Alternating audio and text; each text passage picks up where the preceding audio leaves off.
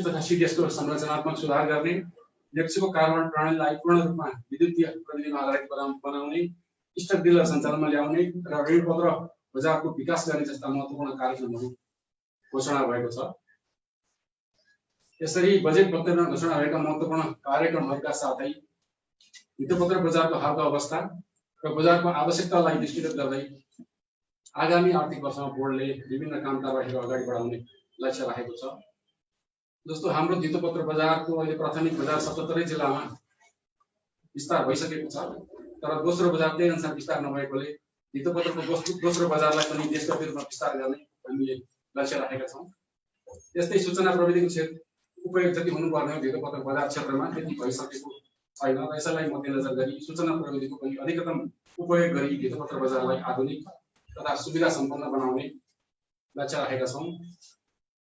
त्यस्तै वित्तीय साक्षरताको स्तर न्यून छ नेपालमा र कहिलेकाहीँ मात्र भित्तेपत्र बोर्डबाट यस किसिमका कार्यक्रमहरू सञ्चालन भइरहेकोमा अब संस्थागत रूपमै व्यवस्था गरी वित्तीय साक्षरता अभिवृद्धि गर्ने कार्यक्रम पनि काम कारबाही पनि अगाडि बढाउने हाम्रो लक्ष्य रहेको छ। त्यस्तै हाम्रो बजारमा अधिकांश रिटेल इन्भेस्टरहरू मात्र रहेकोमा अब संस्थागत लगानीकर्ताहरूको पनि प्रवेश गराउने, नागरिक लगानी कोषहरू जस्ता संस्थाहरूलाई बजारमा प्रवेश गराएर संस्थागत लगानीकर्ताको आवश्यकता परिपूर्ति गर्ने त्यो लक्ष्य पनि राखेका छौँ। र अहिलेको अवस्थालाई पनि मध्यनजर गरेर हामीले यो कम्पनीहरूले र भित्तेपत्र व्यवसायीहरूले अनलाइन रिपोर्टिङ गर्न सक्ने व्यवस्था गर्ने त्यसलाई पनि आफ्नो लक्ष्यमा राखेका छौँ। र लगानीकर्ताको बैंक खाता र डिम्याट खाता इन्टिग्रेट गरी भित्तेपत्र कारोबार तथा रफ्तार शीघ्र रूपमा सम्पन्न हुने व्यवस्था गर्ने पनि लक्ष्य राखेको छ। र यस्तै बजारमा हुन सक्ने अनियमितता कम गरी बजारलाई स्वच्छ बनाउनका लागि भित्तेपत्र बजारमा हुन सक्ने भित्री कारोबारलाई निषेध गर्ने कानुनी व्यवस्था गर्ने पनि लक्ष्य रहेको छ। र अर्को हाम्रो बजारमा बैंक वित्तीय संस्थाकै बढी उपस्थिति भएकोमा वास्तविक क्षेत्रका कम्पनीहरूलाई भित्तेपत्र बजारमा प्रवेशका लागि प्रोत्साहित गर्न गुड बिल्डिङ सिस्टम यसको नियमन व्यवस्था भइसकेको छ र अब यस वर्ष कार्यान्वयनमै ल्याउने हाम्रो लक्ष्य रहेको छ। र बोर्डले लक्षित गरेका यी सबै काम कारबाहीहरूबाट भित्तेपत्र बजारको दायरा फराकिनु भई बजारलाई स्वच्छ, विश्वसनीय एवं पारदर्शी बनाई बजारमा स्थिरता समेत ल्याउन सहयोग पुग्ने बोर्डले अपेक्षा गरेको छ। र यति भन्दै अन्तमा बजारको नियमन तथा विकास गर्ने बोर्डको कार्यमा नेपाल सरकार, अन्य नियमन निकाय, बजार सहभागी संस्थाहरू, लगानीकर्ता तथा सम्बन्धित सबै पक्षको सदा चाहिँ सहयोग र समर्थन प्राप्त हुने विश्वासका साथ आजको यस कार्यक्रममा उपस्थित अतिथिज्यूहरू लगायत यस वेबिनार कार्यक्रममा जोडिनु भएका सबैलाई पुनः स्वागत गर्दै आफ्नो मन्तव्य यहीँ टुङ्ग्याउन चाहन्छु। धन्यवाद। धन्यवाद परिषदजी। अब म कार्यक्रमलाई अगाडि बढाउँदै बोर्डका अध्यक्ष श्री भीष्मराज ढुङ्गानाज्यूलाई आफ्नो प्रगति विवरण सहितको मन्तव्यको लागि हार्दिक अनुरोध गर्दछु।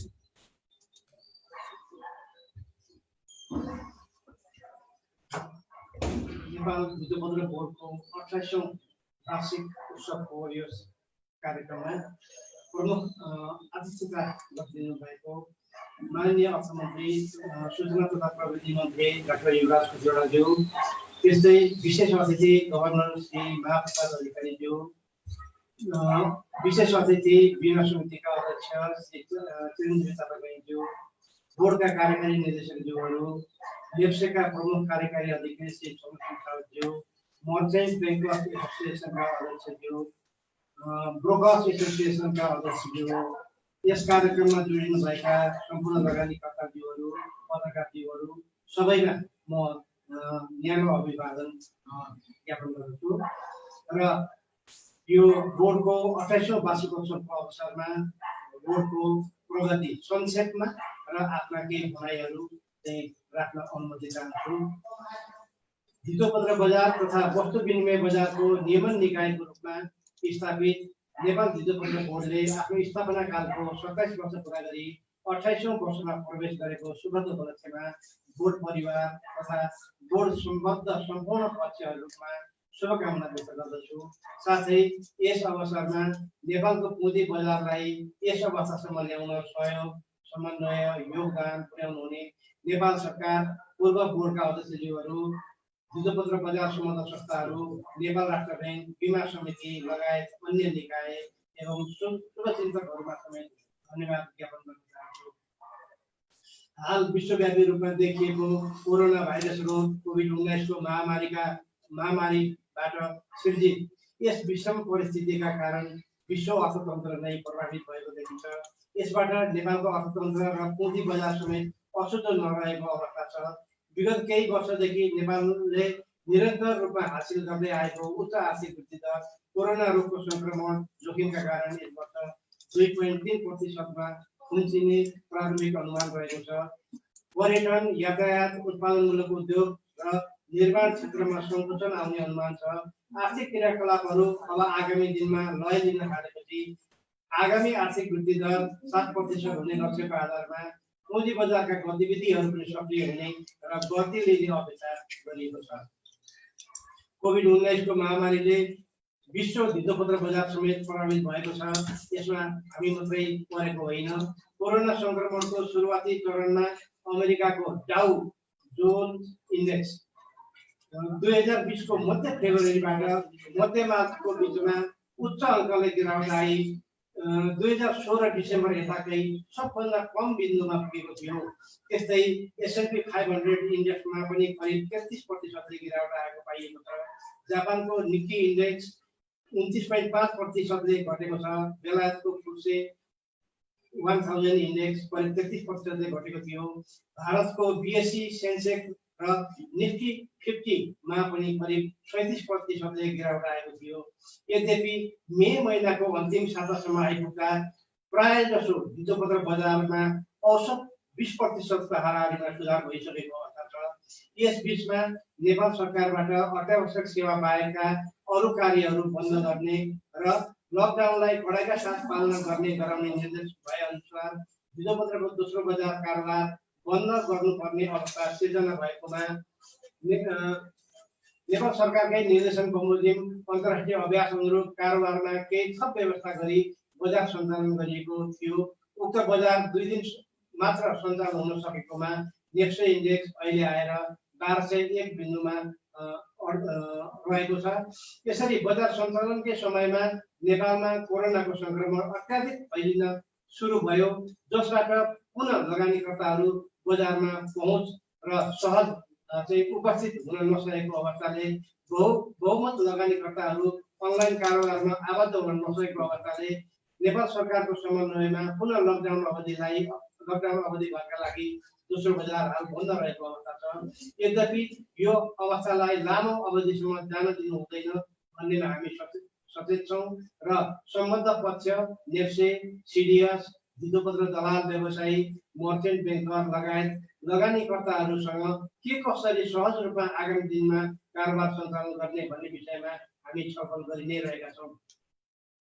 चालु आर्थिक वर्षको 10 महिनामा धितोपत्रको प्राथमिक बजारमा प्राथमिक निष्कासन, हकप्रद निष्कासन, ऋणपत्र तथा सामूहिक लगानी योजना समेत गरी 30 वटा निष्कासन मार्फत रु 30 अर्ब 79 करोडको पुँजी परिचालन भएको छ भने धितोपत्रको दोस्रो बजारमा रु 1 खर्ब 38 अर्ब 81 करोडको धितोपत्र कारोबार भई बजार पुँजीकरण मूल्य रु 15 खर्ब 36 अर्ब 42 करोड कायम भएको छ।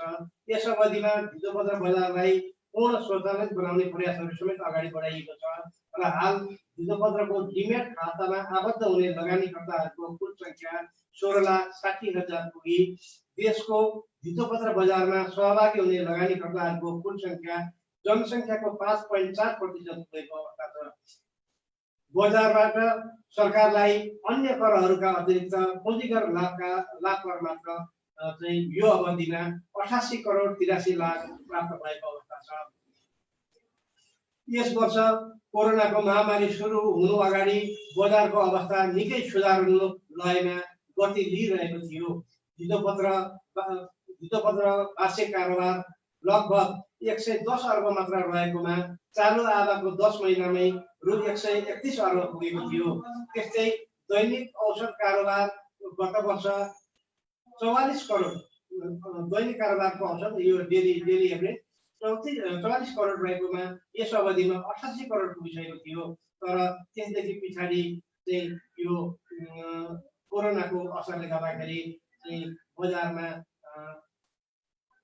हामीले बन्द गर्नुपर्ने अवस्था भयो र यसभन्दा अगाडि यो 10 महिनाको अवधिमा कारोबार भएको कुल सेयर संख्या र कारोबार संख्या दुवैमा प्रभावकारी भएको अवस्था थियो र आगामी दिनमा फेरि चाहिँ उही किसिमको लयमा आउनेछ भन्ने अपेक्षा लिएका छौँ।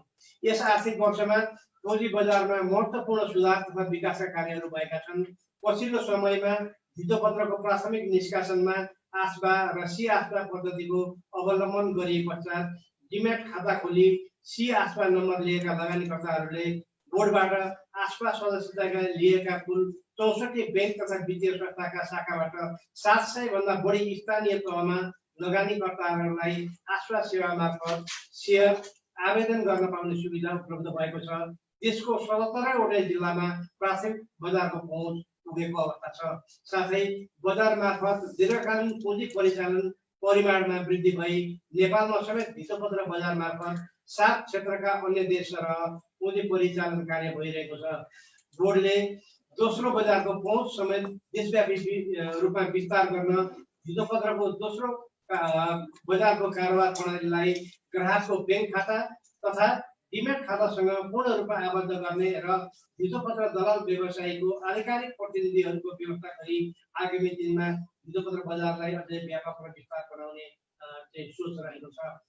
यस आर्थिक वर्षमा धितोपत्र बजारको सुधार र विकास र धितोपत्र व्यवसायीहरूको कार्यक्षेत्र विस्तार गर्ने उद्देश्य लिई अप्रद सेयर निष्कासन सम्बन्धी व्यवस्था थप प्रभावकारी बनाउन, विदेशी लगानी भित्र्याउन सहजीकरण गर्न, खुलामुखी योजनाको प्रवर्धन तथा सामूहिक लगानीको सञ्चालनलाई थप प्रभावकारी बनाउन, धितोपत्र व्यवसायीको स्वामित्व सम्बन्धी व्यवस्थामा स्पष्टता ल्याउन तथा पुँजीको सुदृढ गर्न, धितोपत्र व्यापारी डिलरहरूको चाहिँ बजारमा प्रवेश गराई सहजीकरण गर्न, धितोपत्र व्यवसायी सामूहिक लगानी कोष, धितोपत्र दर्ता तथा निष्कासन नियमावलीहरूमा नेपाल सरकारको स्वीकृतिमा समसामयिक संशोधन गरी बोर्डले 2076 साल फागुन 1 गतेदेखि यी नयाँ नियमावलीहरू लागू गरिसकेको अवस्था छ। बोर्डले बढ्दो कार्य जिम्मेवारी प्रभावकारी रूपमा सम्पादन गर्न बोर्डलाई आवश्यक जनशक्ति पदपूर्ति गर्ने कार्य अगाडि बढाउनुका साथै बोर्डलाई आफ्नो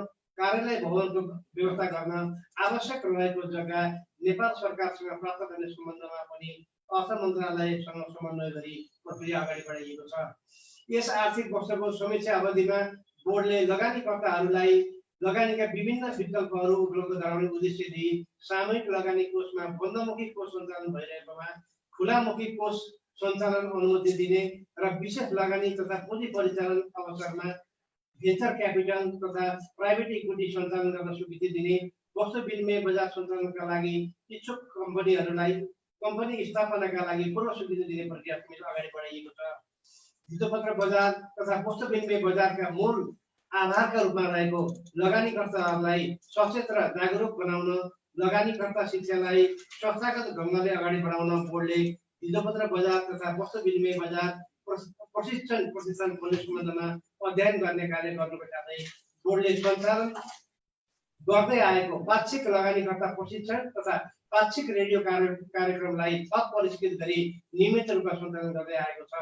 बोर्डले चालु आर्थिक वर्षमा समीक्षा अवधिमा धितोपत्र दलाल व्यवसायको कार्यक्षेत्र विस्तार गर्न, मार्जिन कारोबार सम्बन्धी कार्यविधि बनाई पेश गर्न नेप्से र धितोपत्र दलाल व्यवसायलाई निर्देशन दिँदै सो सम्बन्धी नीतिगत व्यवस्थाहरू गरेको छ।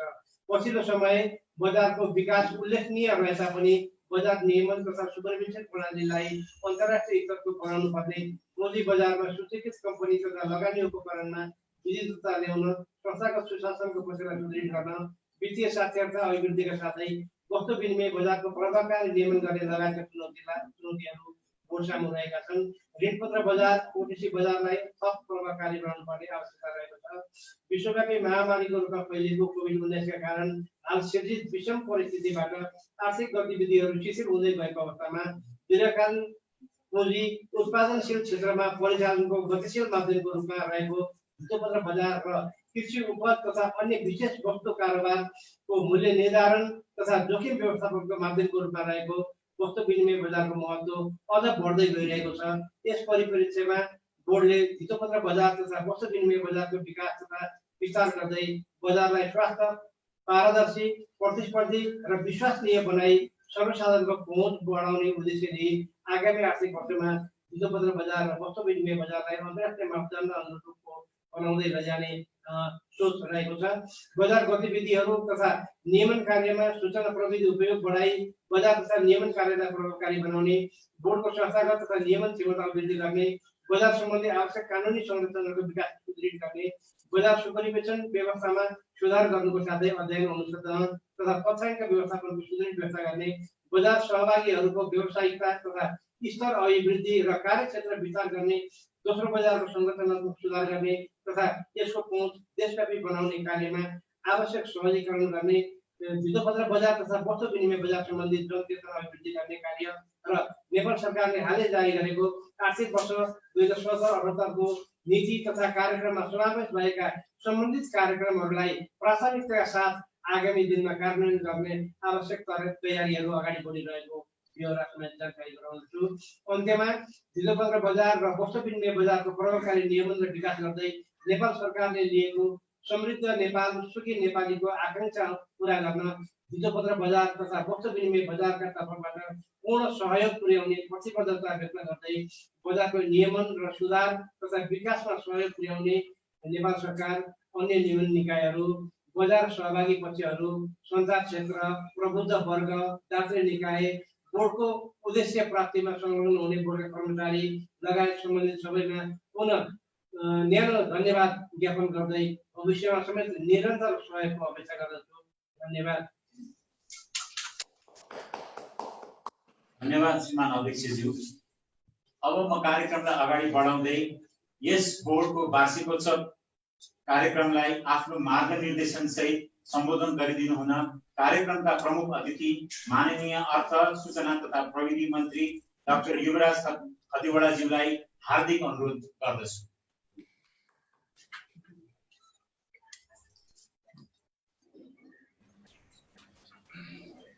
कार्यक्रमका अध्यक्ष तथा धितोपत्र बोर्डका पनि अध्यक्षज्यू, नेपाल राष्ट्र ब्याङ्कका गभर्नरज्यू, धितोपत्रसँग सम्बन्धित सम्पूर्ण अन्य महानुभावहरू,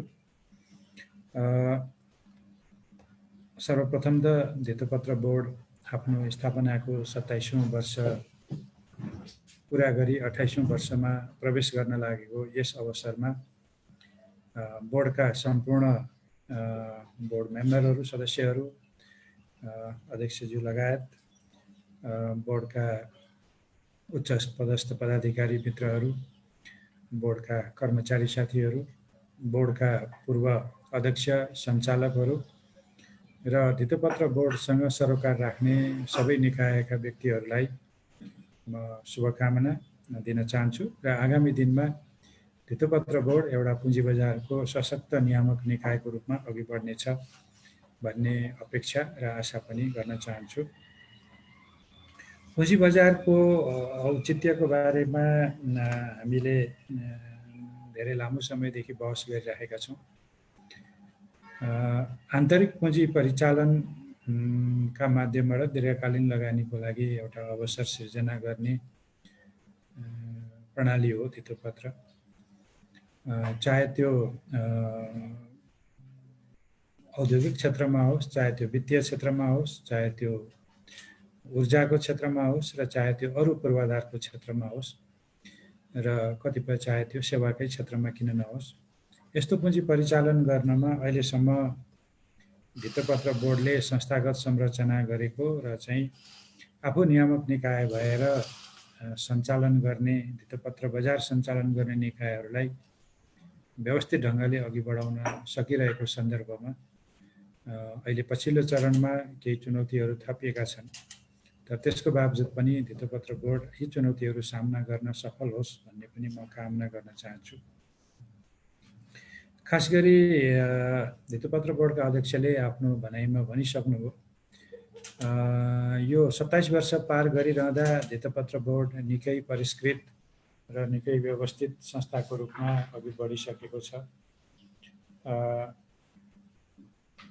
यसले नियामक निकायको रूपमा गर्नुपर्ने कामहरूमा सुरुमा शेयर बजारका धेरै कुराहरू थिए, पछिल्लो चरणमा ऋणपत्र बजार पनि विकास हुँदै आएको छ, डिबेन्चरको बजार विकसित हुँदैछ र अहिले ऋणपत्रको दोस्रो बजार विकास गर्ने कुरा भन्नुभयो। मलाई लाग्छ त्यो उपयुक्त छ र अहिले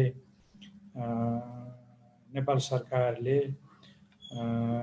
पब्लिक डेट म्यानेजमेन्ट अफिसै खोलेको छ।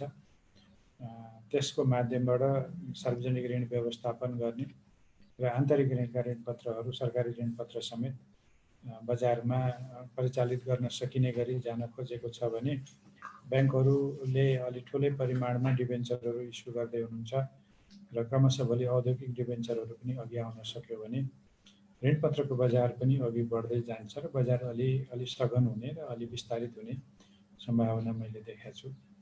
अर्को विषय भनेको चाहिँ वस्तु विनिमय बजार हो। अहिले झट्ट सुन्दाखेरि कमोडिटी एक्सचेन्ज त्यति तत्कालको लागि ठुलो सम्भाव्य व्यवसाय हुँदैन कि भन्ने लाग्न सक्छ, खास गरी कोभिडको सङ्क्रमण जोखिम र त्यसले निम्त्याएका केही व्यावसायिक शिथिलताको सन्दर्भमा। तर आगामी दिनमा चाहे त्यो कृषि उत्पादन होस्, चाहे त्यो कुनै धातुजन्य वस्तुहरू हुन्, चाहे त्यो पेट्रोलियम होस्, चाहे त्यो अरू कुनै औद्योगिक उत्पादनहरू हुन्, यी वस्तुहरूको वस्तु बजार विनिमय बजार विकास हुनैपर्छ, जसले अग्रिम रूपमा कतिपय व्यवसायीलाई उत्पादकलाई आफ्नो उत्पादनको फ्युचर्स अथवा भोलि हुने मूल्यबारे अनुमान गर्न सजिलो हुन्छ र त्यो क्षेत्रमा लगानी बढ्छ। अहिले तत्काललाई भित्तोपत्र बोर्डलाई नै वस्तु विनिमय बजारको पनि रेगुलेटरको रूपमा राखिएको छ।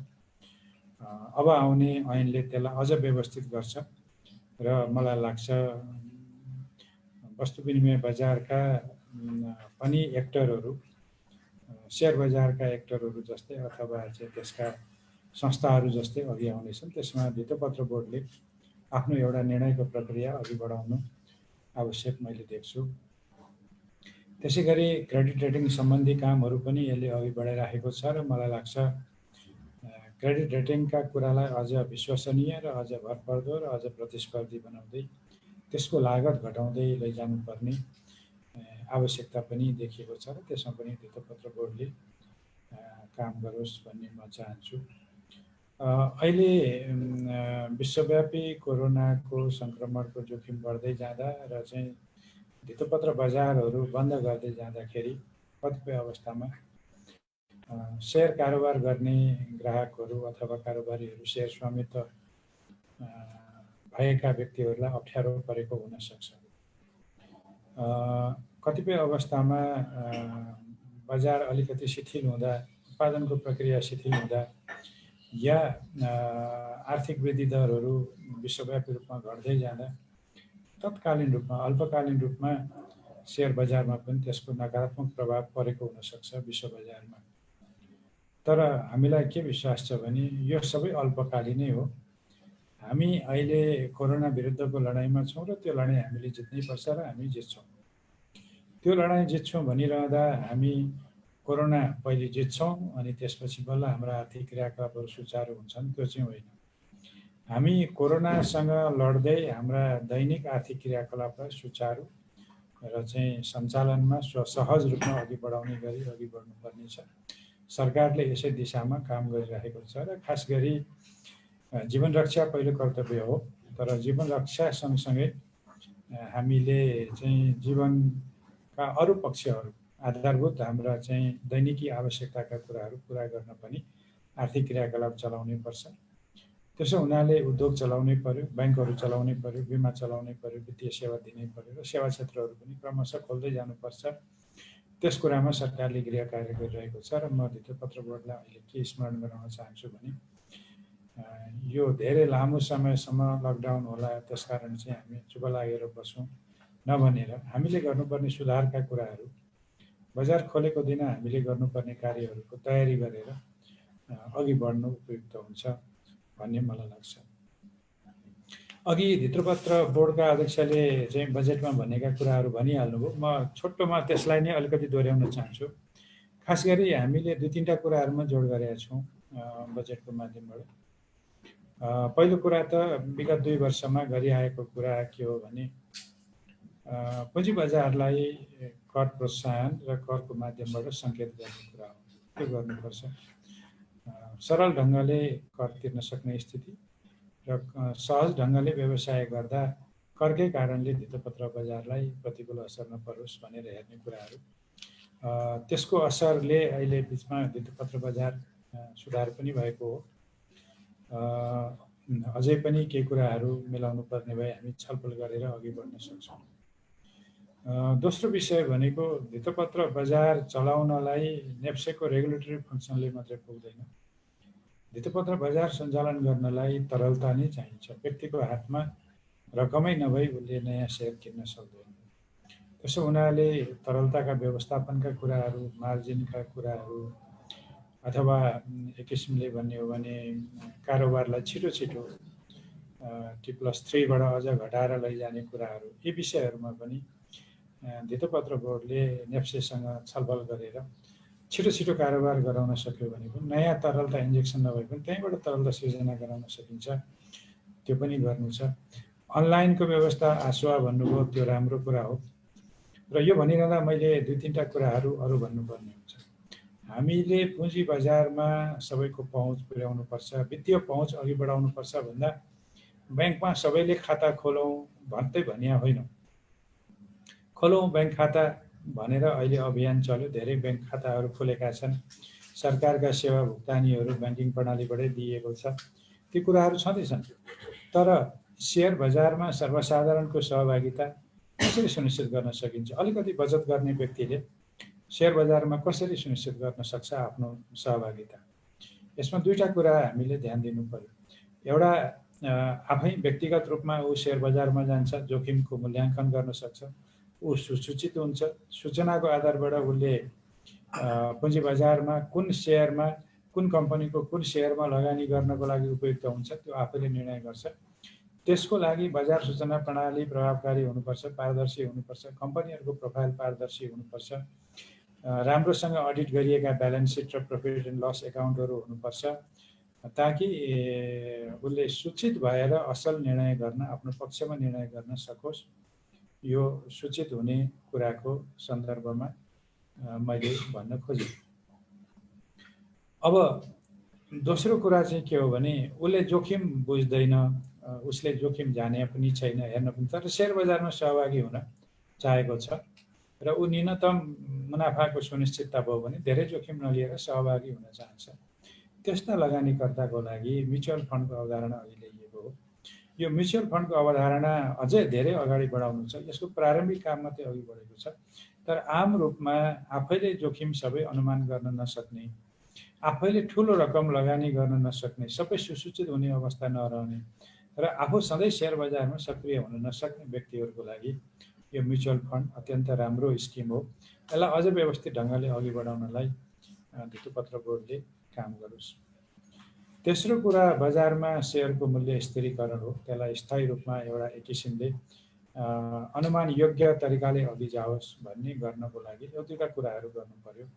व्यक्तिगत लगानीकर्ता भन्दा संस्थागत लगानीकर्ताहरूले बढी सूचना प्राप्त गर्न सक्ने, बढी विश्लेषण गर्न सक्ने र बढी अलिकति त्यो सक पनि एब्जर्भ गर्न सक्ने, अथवा त्यो आफ्नो सेयरमा आउन सक्ने अलिकति उतार चढावलाई पनि धान्न सक्ने क्षमता हुन्छ। त्यो भएर संस्थागत लगानीकर्ता बढाउनु पर्यो भनेर छ। अघि स्टक डिलरको कुरा गरिसक्नुभयो अध्यक्षले, त्यो स्टक डिलरको कुरालाई पनि हामीले अघि बढाउनुपर्छ। अहिले केही संस्थाहरूले स्टक डिलरको कन्सेप्ट अघि बढाउनु भएको छ, उहाँहरूका कानुनी तयारीका प्रक्रियाहरू अघि बढेका छन् र मलाई लाग्छ त्यो भयो भने सेयर बजारमा अस्वाभाविक रूपमा हुने उतार चढावहरू पनि व्यवस्थित हुन्छ। त्यसले गर्दा धेरै बजारको सूचना नपाउने आम सेयर बजारका लगानीकर्ताहरू धेरै प्रताडित हुनु पनि पर्दैन, अथवा बजार धेरै अस्थिर हुनु पनि पर्दैन। त्यसतर्फ थप काम गर्ने र चाहिँ यसरी केही वित्तीय संस्थाहरू जो सेयर निष्कासनमा सहभागी हुने, दोस्रो बजारमा सहभागी हुने भएर स्टक डिलरको रूपमा हुन खोज्नु भएको छ, उहाँहरूसँग तपाईँहरूले अलि धेरै काम गर्नुहोस्। अब अर्को एउटा विषय चाहिँ मैले तपाईँलाई भन्न खोजेको, यो अवसरमा भन्न खोजेको चाहिँ के हो भने वित्तीय साक्षरताको कुरा हो। वित्तीय साक्षरता हाम्रो पुगेकै छैन। ब्याङ्कमा खाता खोल्यो, सरकार जिम्मेवार हुनुपर्छ हाम्रो डिपोजिटमा भन्ने तहको हुन्छ। बिमा गर्यो, बिमा भनेको के हो, प्रतिफल के आउँछ भन्ने कुरा पनि यकिन नभइसकेको स्थिति हुन्छ। सेयर बजार कसरी अघि बढाउन सकिन्छ, सेयर बजारमा आफ्नो मुनाफा कसरी सुनिश्चित गर्न सकिन्छ भन्ने कुराहरू पनि साक्षरताभित्र पर्छ। खालि अहिले हामीले ब्याङ्क के हो, बिमा के हो, नेप्से के हो मात्रै भनेर पनि पुग्दैन। अहिले नयाँ नयाँ उपकरणहरू तपाईँहरूले ल्याइरहनु भएको छ जसमा हामी धेरैले नयाँ कुराहरू सिक्न जानुपर्ने हुन्छ।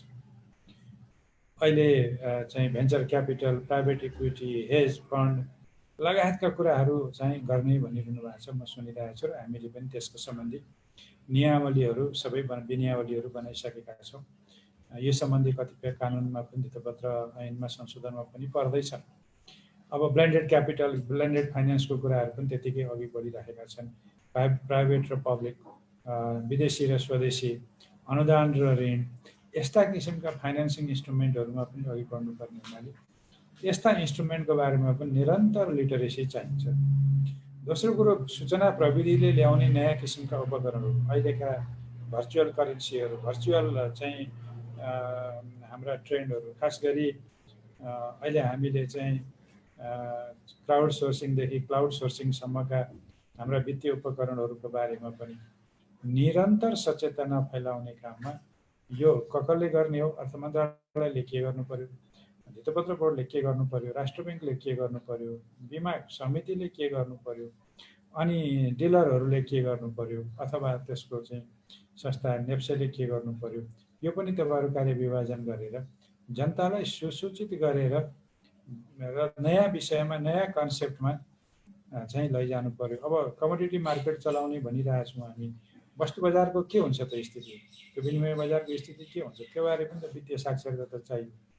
धेरै कम मान्छेहरू मात्रै हामी वित्तीय यो साक्षरताको सन्दर्भमा जानकार छौँ, अथवा थोरै मान्छेहरू हुनु होला, त्यसले पुगेको छैन। त्यसकारण हाम्रा श्रव्य दृश्य सामग्रीहरू, हाम्रा चाहिँ ट्रेनिङहरू, गोष्ठीहरू अथवा हाम्रा चाहिँ अरू प्रसारणका माध्यमहरूबाट समेत यसमा तपाईँहरू अघि बढ्नुभयो भने मलाई लाग्छ हामीले धितोपत्रलाई एउटा गतिशील संस्थाको रूपमा अघि बढाउन हामी सक्छौँ होला। अब मैले एउटा दुईवटा मात्रै कुरा गर्छु। एउटा विषय चाहिँ यो पुनर्संरचनाको विषय छ। धितोपत्र बोर्ड, नेप्से, सिडिएसको पुनर्संरचनाको कुरा छ।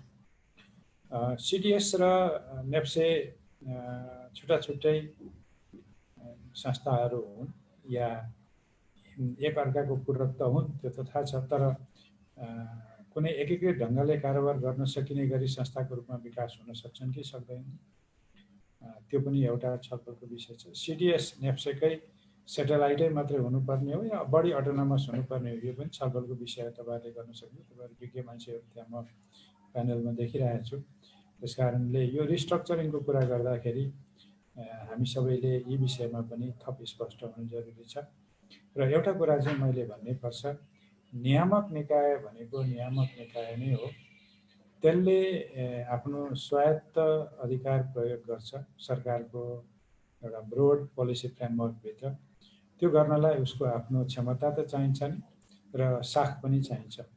त्यस्तो साखयुक्त संस्थाले, नियमनकारी संस्थाले दिएका निर्देशनहरू अपरेटिङ एजेन्सिजहरू, कार्यान्वयनमा जाने संस्थाहरूले इफ बट भन्ने कुरै हुँदैन।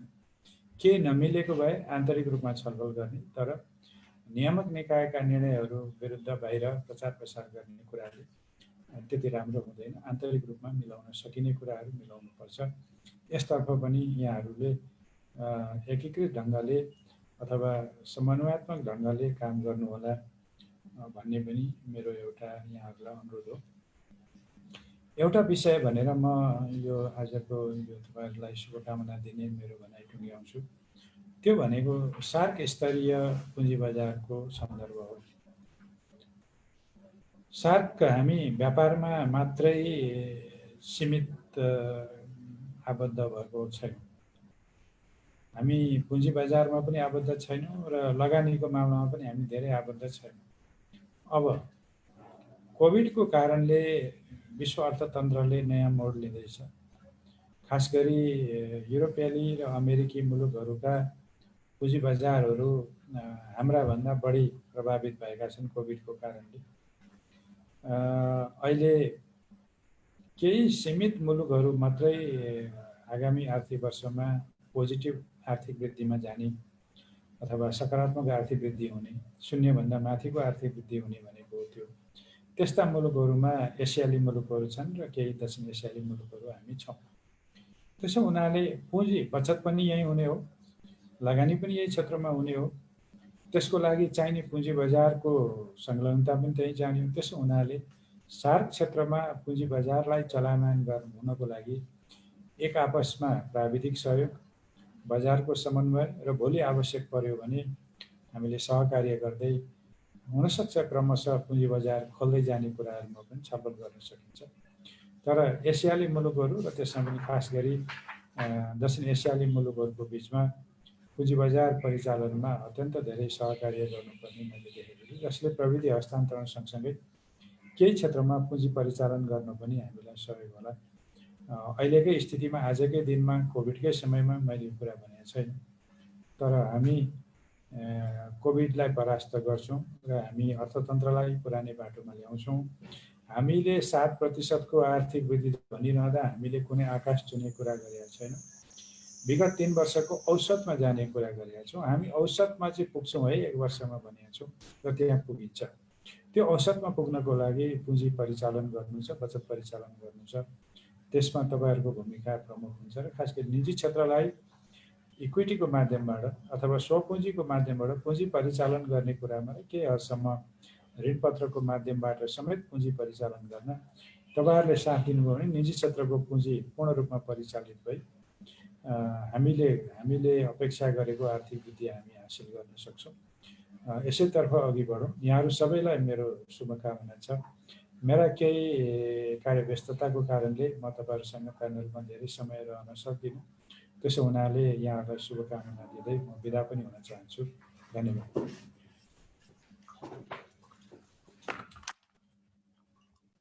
धन्यवाद। यस कार्यक्रमका प्रमुख अतिथि माननीय अर्थ, सूचना तथा प्रविधि मन्त्री डाक्टर युवराज अधिवाडाज्यू, माननीय मन्त्रीज्यूबाट प्राप्त मार्गनिर्देशन अनुरूप बोर्ड अगाडि बढ्ने हामी प्रतिबद्धता जनाउन चाहन्छौँ।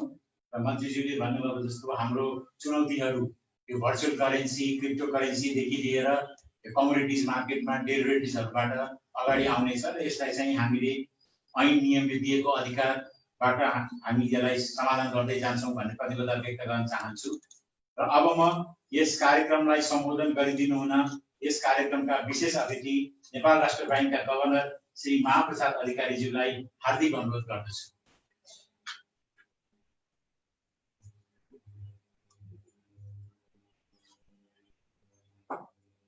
सरको अनम्युट गर्नुपर्छ। धन्यवाद निरजजी। माननीय अर्थ, सूचना, सञ्चार तथा प्रविधि मन्त्रीज्यू, त्यसै गरी धितोपत्र बोर्डका अध्यक्षज्यू, बीमा समितिका अध्यक्षज्यू, त्यसै गरी यहाँ उपस्थित रहनुभएका सबै धितोपत्रसँग सम्बन्धित सेवनका 2 जना कार्यकारी निर्देशक साथीहरू र उपस्थित सबै सहभागी महानुभावहरूमा नमस्कार, गुड आफ्टरनुन।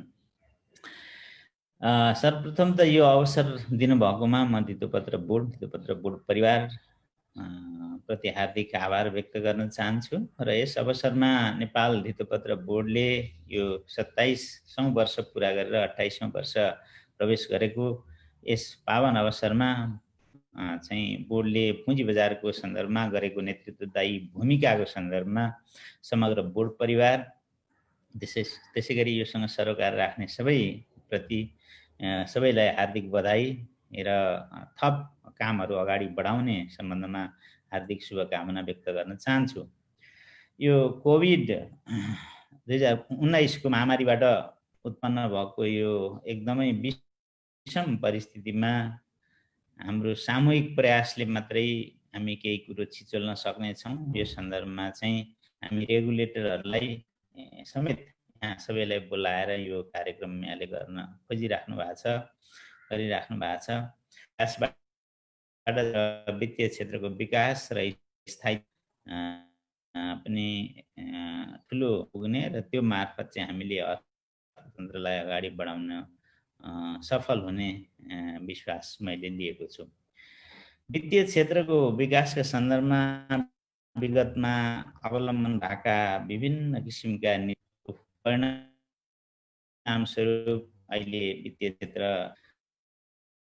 ब्याङ्किङ क्षेत्रले पनि एउटा चाहिँ विगत लगभग यो संस्था यो बोर्डको स्थापनाको छेउछाउदेखि नै त्यसले नयाँ नीतिगत सुरुवातबाट यो पुँजी बजारमा पनि प्रशस्त मात्रामा सुधारहरू का कार्यक्रमहरूले गति लिएको हामीले महसुस गरेका छौँ। पुँजी बजारमा भएको संस्थागत, संरचनागत र नीतिगत सुधारहरूबाट समग्र वित्तीय क्षेत्रको आकार, यसको इन्टर कनेक्टिभिटी, त्यसै गरी अर्थतन्त्रमा योगदान पनि प्रशस्त मात्रामा बढेको छ। पुँजी बजारमा भइरहेको यो आधुनिकीकरण र यसको दायरा पनि विस्तार भएको छ। यति भनिराख्दा सबै कुरा हामीले गरिसक्यौँ भन्ने विषय होइन, भर्खरै मात्रै मान्य मन्त्रीले पनि धेरै कुरा राखिसक्नु भएको छ। हामीले यस क्षेत्रमा यो विषयमा गर्नुपर्ने काम धेरै छन्, धेरै बाँकी छ। चाहे कन्भेन्सनल विषय हुन्, चाहे अनकन्भेन्सनल विषय हुन्, हाम्रो मार्केट अझै पनि मेच्योर हुनलाई धेरै मेहनत गर्नु छ। हामीले अझै पनि आधुनिक उपकरणहरूको प्रयोग, आधुनिक प्रडक्ट प्रयोग गर्नु अझै अहिले अझै गहिराइमा जानेछ, अझै चाहिँ स्थायित्व यसले लिनेछ र अझै विस्तार हुनेछ। सरसर्ती हेर्दा नेपालको पुँजी बजारमा यो ब्याङ्किङ क्षेत्रको निकै ठुलो बाहुल्यता छ, हामी सबैलाई थाहा भएकै कुरो हो। 7 ले रेगुलेट गरिरहेको एकमात्र अहिलेको चाहिँ स्टक एक्सचेन्ज नेपाल स्टक एक्सचेन्जमा लिस्टेड कम्पनीहरूमा झन्नै 126 प्लस संस्था नेपालबाट प्राप्त,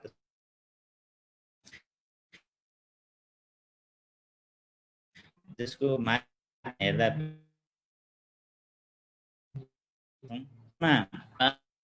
राष्ट्र ब्याङ्कले रेगुलेट गरिरहेका संस्थाहरूको पनि ठुलो स्थान हामी पाउँछौँ। त्यसले गर्दा नेपाल राष्ट्र ब्याङ्कले लिने नीति अथवा नेपाल राष्ट्र ब्याङ्कले जारी गर्ने कुनै पनि किसिमको फाइनेन्सियल सेक्टर रिलेटेड पोलिसी होस् अथवा मोनेटरी पोलिसी होस्, ती पोलिसीहरूको कुनै न कुनै किसिमले प्रत्यक्ष अप्रत्यक्ष असरहरू पुँजी बजारमा पनि पर्ने गरेको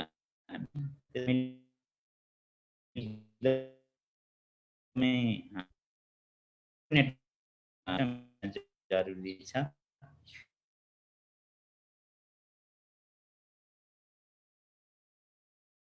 पुँजी बजारसँग सम्बन्धित नीति वर्ष अगाडिदेखि यो ब्याङ्किङ सिस्टमभित्र यस क्षेत्र कन्सोलिडेसनको नीति लियौँ, जसमा मर्जर एक्विजिसन, जसको असरस्वरूप पुँजी वृद्धिको पनि प्रशस्त त्यो क्रममा भयो, जसले गर्दा विभिन्न किसिमका ऋणपत्रहरू मार्फत अथवा पुँजी नि मार्फत चाहिँ अथवा त्यो कामको लागि प्रोत्साहन समग्र सिस्टमले गर्यो, जसले गर्दा पुँजी बजारको विस्तारमा पनि प्रशस्त सहयोग पुग्यो। त्यस्तै गरी लिगल रेगुलेटरी मेजरहरू पनि प्रशस्त दिएका छौँ, जसले गर्दा पुँजी बजारमा त्यसको सहयोग देखिन्छ नै। त्यसै गरी मौद्रिक नीतिमा पनि आधुनिकीकरण गर्दै हामी विभिन्न किसिमका वित्तीय प्रविधिहरूको प्रयोग बारम्बार गर्दै आएका छौँ। आधुनिक फाइनेन्सियल सेक्टर इन्फ्रास्ट्रक्चरहरूको डेभलपमेन्टमा पनि हामी कलेक्टिभली यो ब्याङ्किङ सेक्टरको रेगुलेटर राष्ट्र ब्याङ्क र अन्य रेगुलेटरहरूले सँगसँगै काम गर्दै आएका छौँ। यसमा अझै प्रशस्त काम गर्न बाँकी छ, जसको असरस्वरूप हामीले सिडिएस जस्तो संस्था, क्लियरिङ हाउस जस्तो संस्था, त्यसै गरी अब नेसनल स्विच जस्तो विषयहरूलाई पनि भोलि हामी काम गर्नेछौँ।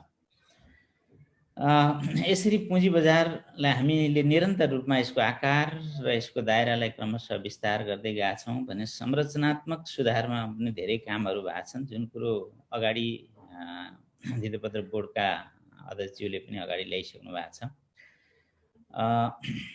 यसरी मुद्रा बजार र पुँजी बजार दुईटैमा भएको विकासले एकअर्कालाई दुवैतर्फ हाम्रो अर्थतन्त्रलाई सहयोग पुर्याउन प्रशस्त चाहिँ सहयोग गरेका छन्।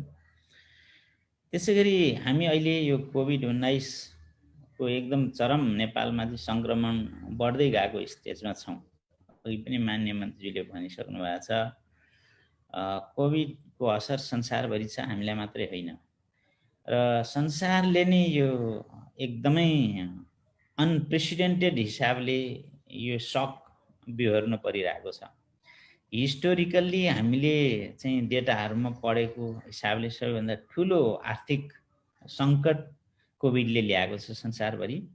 र त्यसमा पनि विकसित भनिएका अर्थतन्त्रहरूलाई यसले नराम्रो गरी हिट गरेको छ, नराम्रो गरी चाहिँ असर पारेको छ। हामीले देखिरहेछौँ अहिलेसम्मकै स्थितिमा पनि युएस, युरोपियन जस्ता अर्थतन्त्रहरूको चाहिँ सङ्कुचन 2020मा 6% भन्दा बेसी हुने अन्दाज गरिएको छ। भने हामी रिलेटिभली सहज पोजिसनमा छौँ। हाम्रो कमसेकम सङ्कुचित भएको छैन, घटेको मात्रै छ। हामी पोजिटिभै चाहिँ ग्रोथमा छौँ अहिलेसम्म।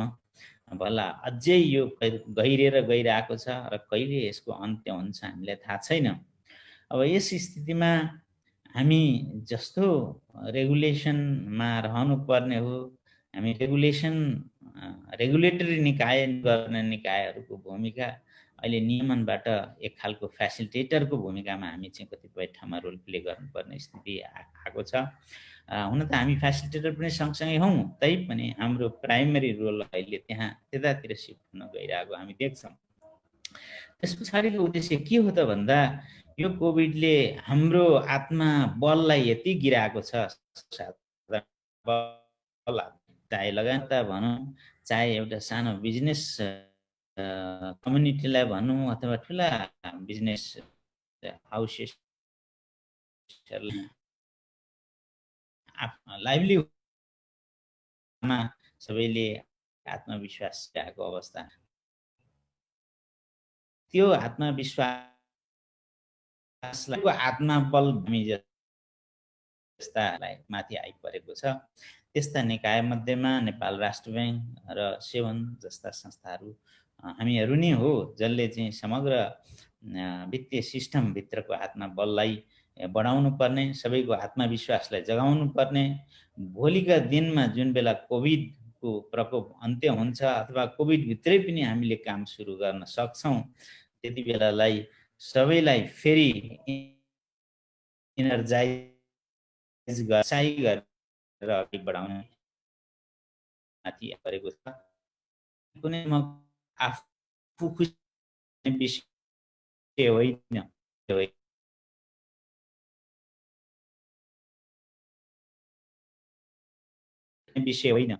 एउटा व्यापारी होइन जस चाहिँ आवश्यक छ।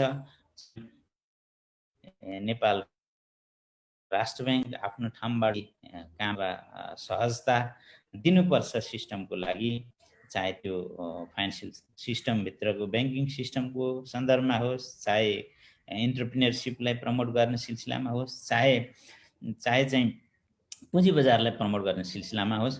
नेपाल राष्ट्र ब्याङ्क जहिले सुकै पनि हामी अगाडि छौँ। नयाँ हाम्रो चाहिँ 2077 को मौद्रिक नीति हामी निकट भविष्यमा जारी गर्दैछौँ।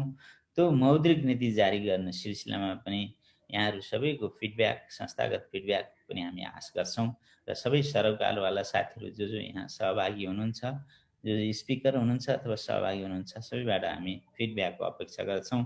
ती फिडब्याकहरू चाहिँ समग्रमा सिस्टमलाई सस्टेनेबल बनाउने, सिस्टमलाई अगाडि बढाउने र भोलिको दिनमा चाहिँ सबै चाहिँ प्रमोट हुने खालको फिडब्याकहरू हामीले अपेक्षा गरेका छौँ।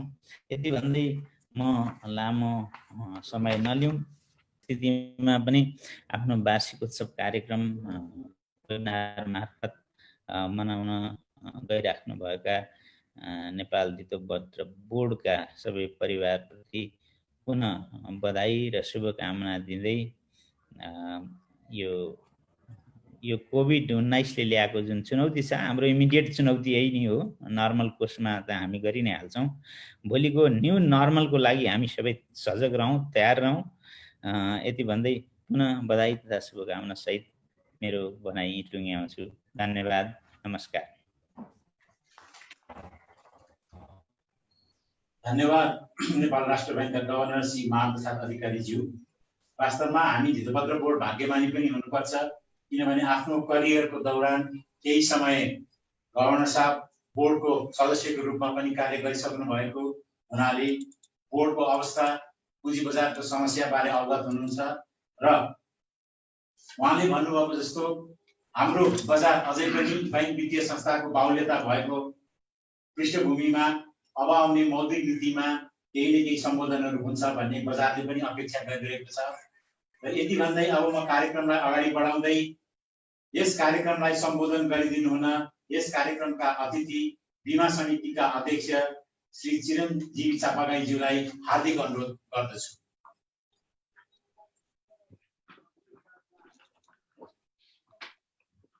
धन्यवाद निरजजी।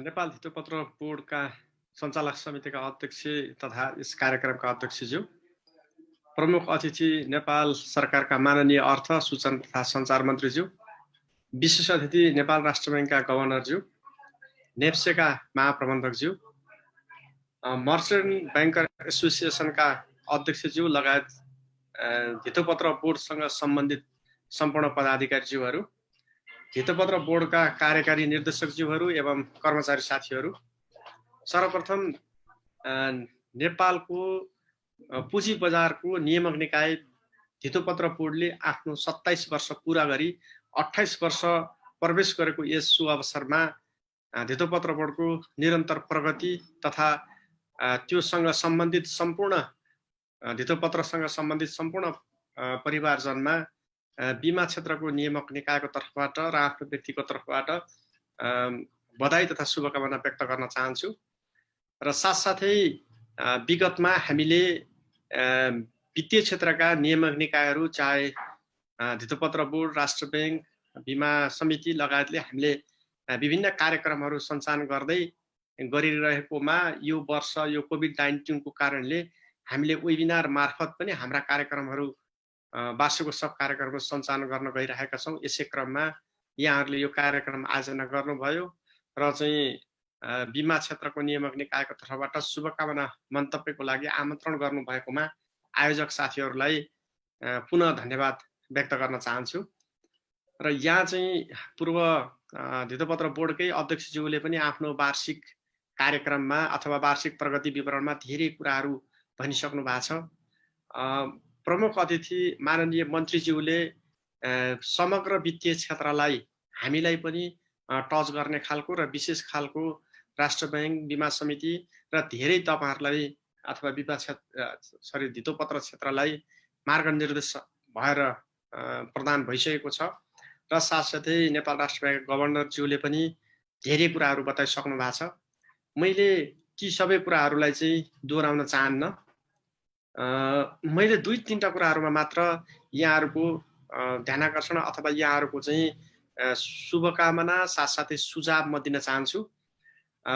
माननीय मन्त्रीज्यूले पनि भनिसक्नु भएको छ, पुँजी परिचालनको हिसाबले अथवा चाहिँ इक्विटी क्यापिटल परिचालनको हिसाबले धितोपत्र बोर्डले अहिले जे जति कार्यक्रमहरू कामहरू सम्पन्न गर्यो, विगतमा हामी लाइन लागेर चाहिँ प्राथमिक बजारमा धितोपत्र खरिद गर्नुपर्ने जुन अवस्था थियो त्यसबाट हामी हामी धेरै माथि पुगिसकेका छौँ।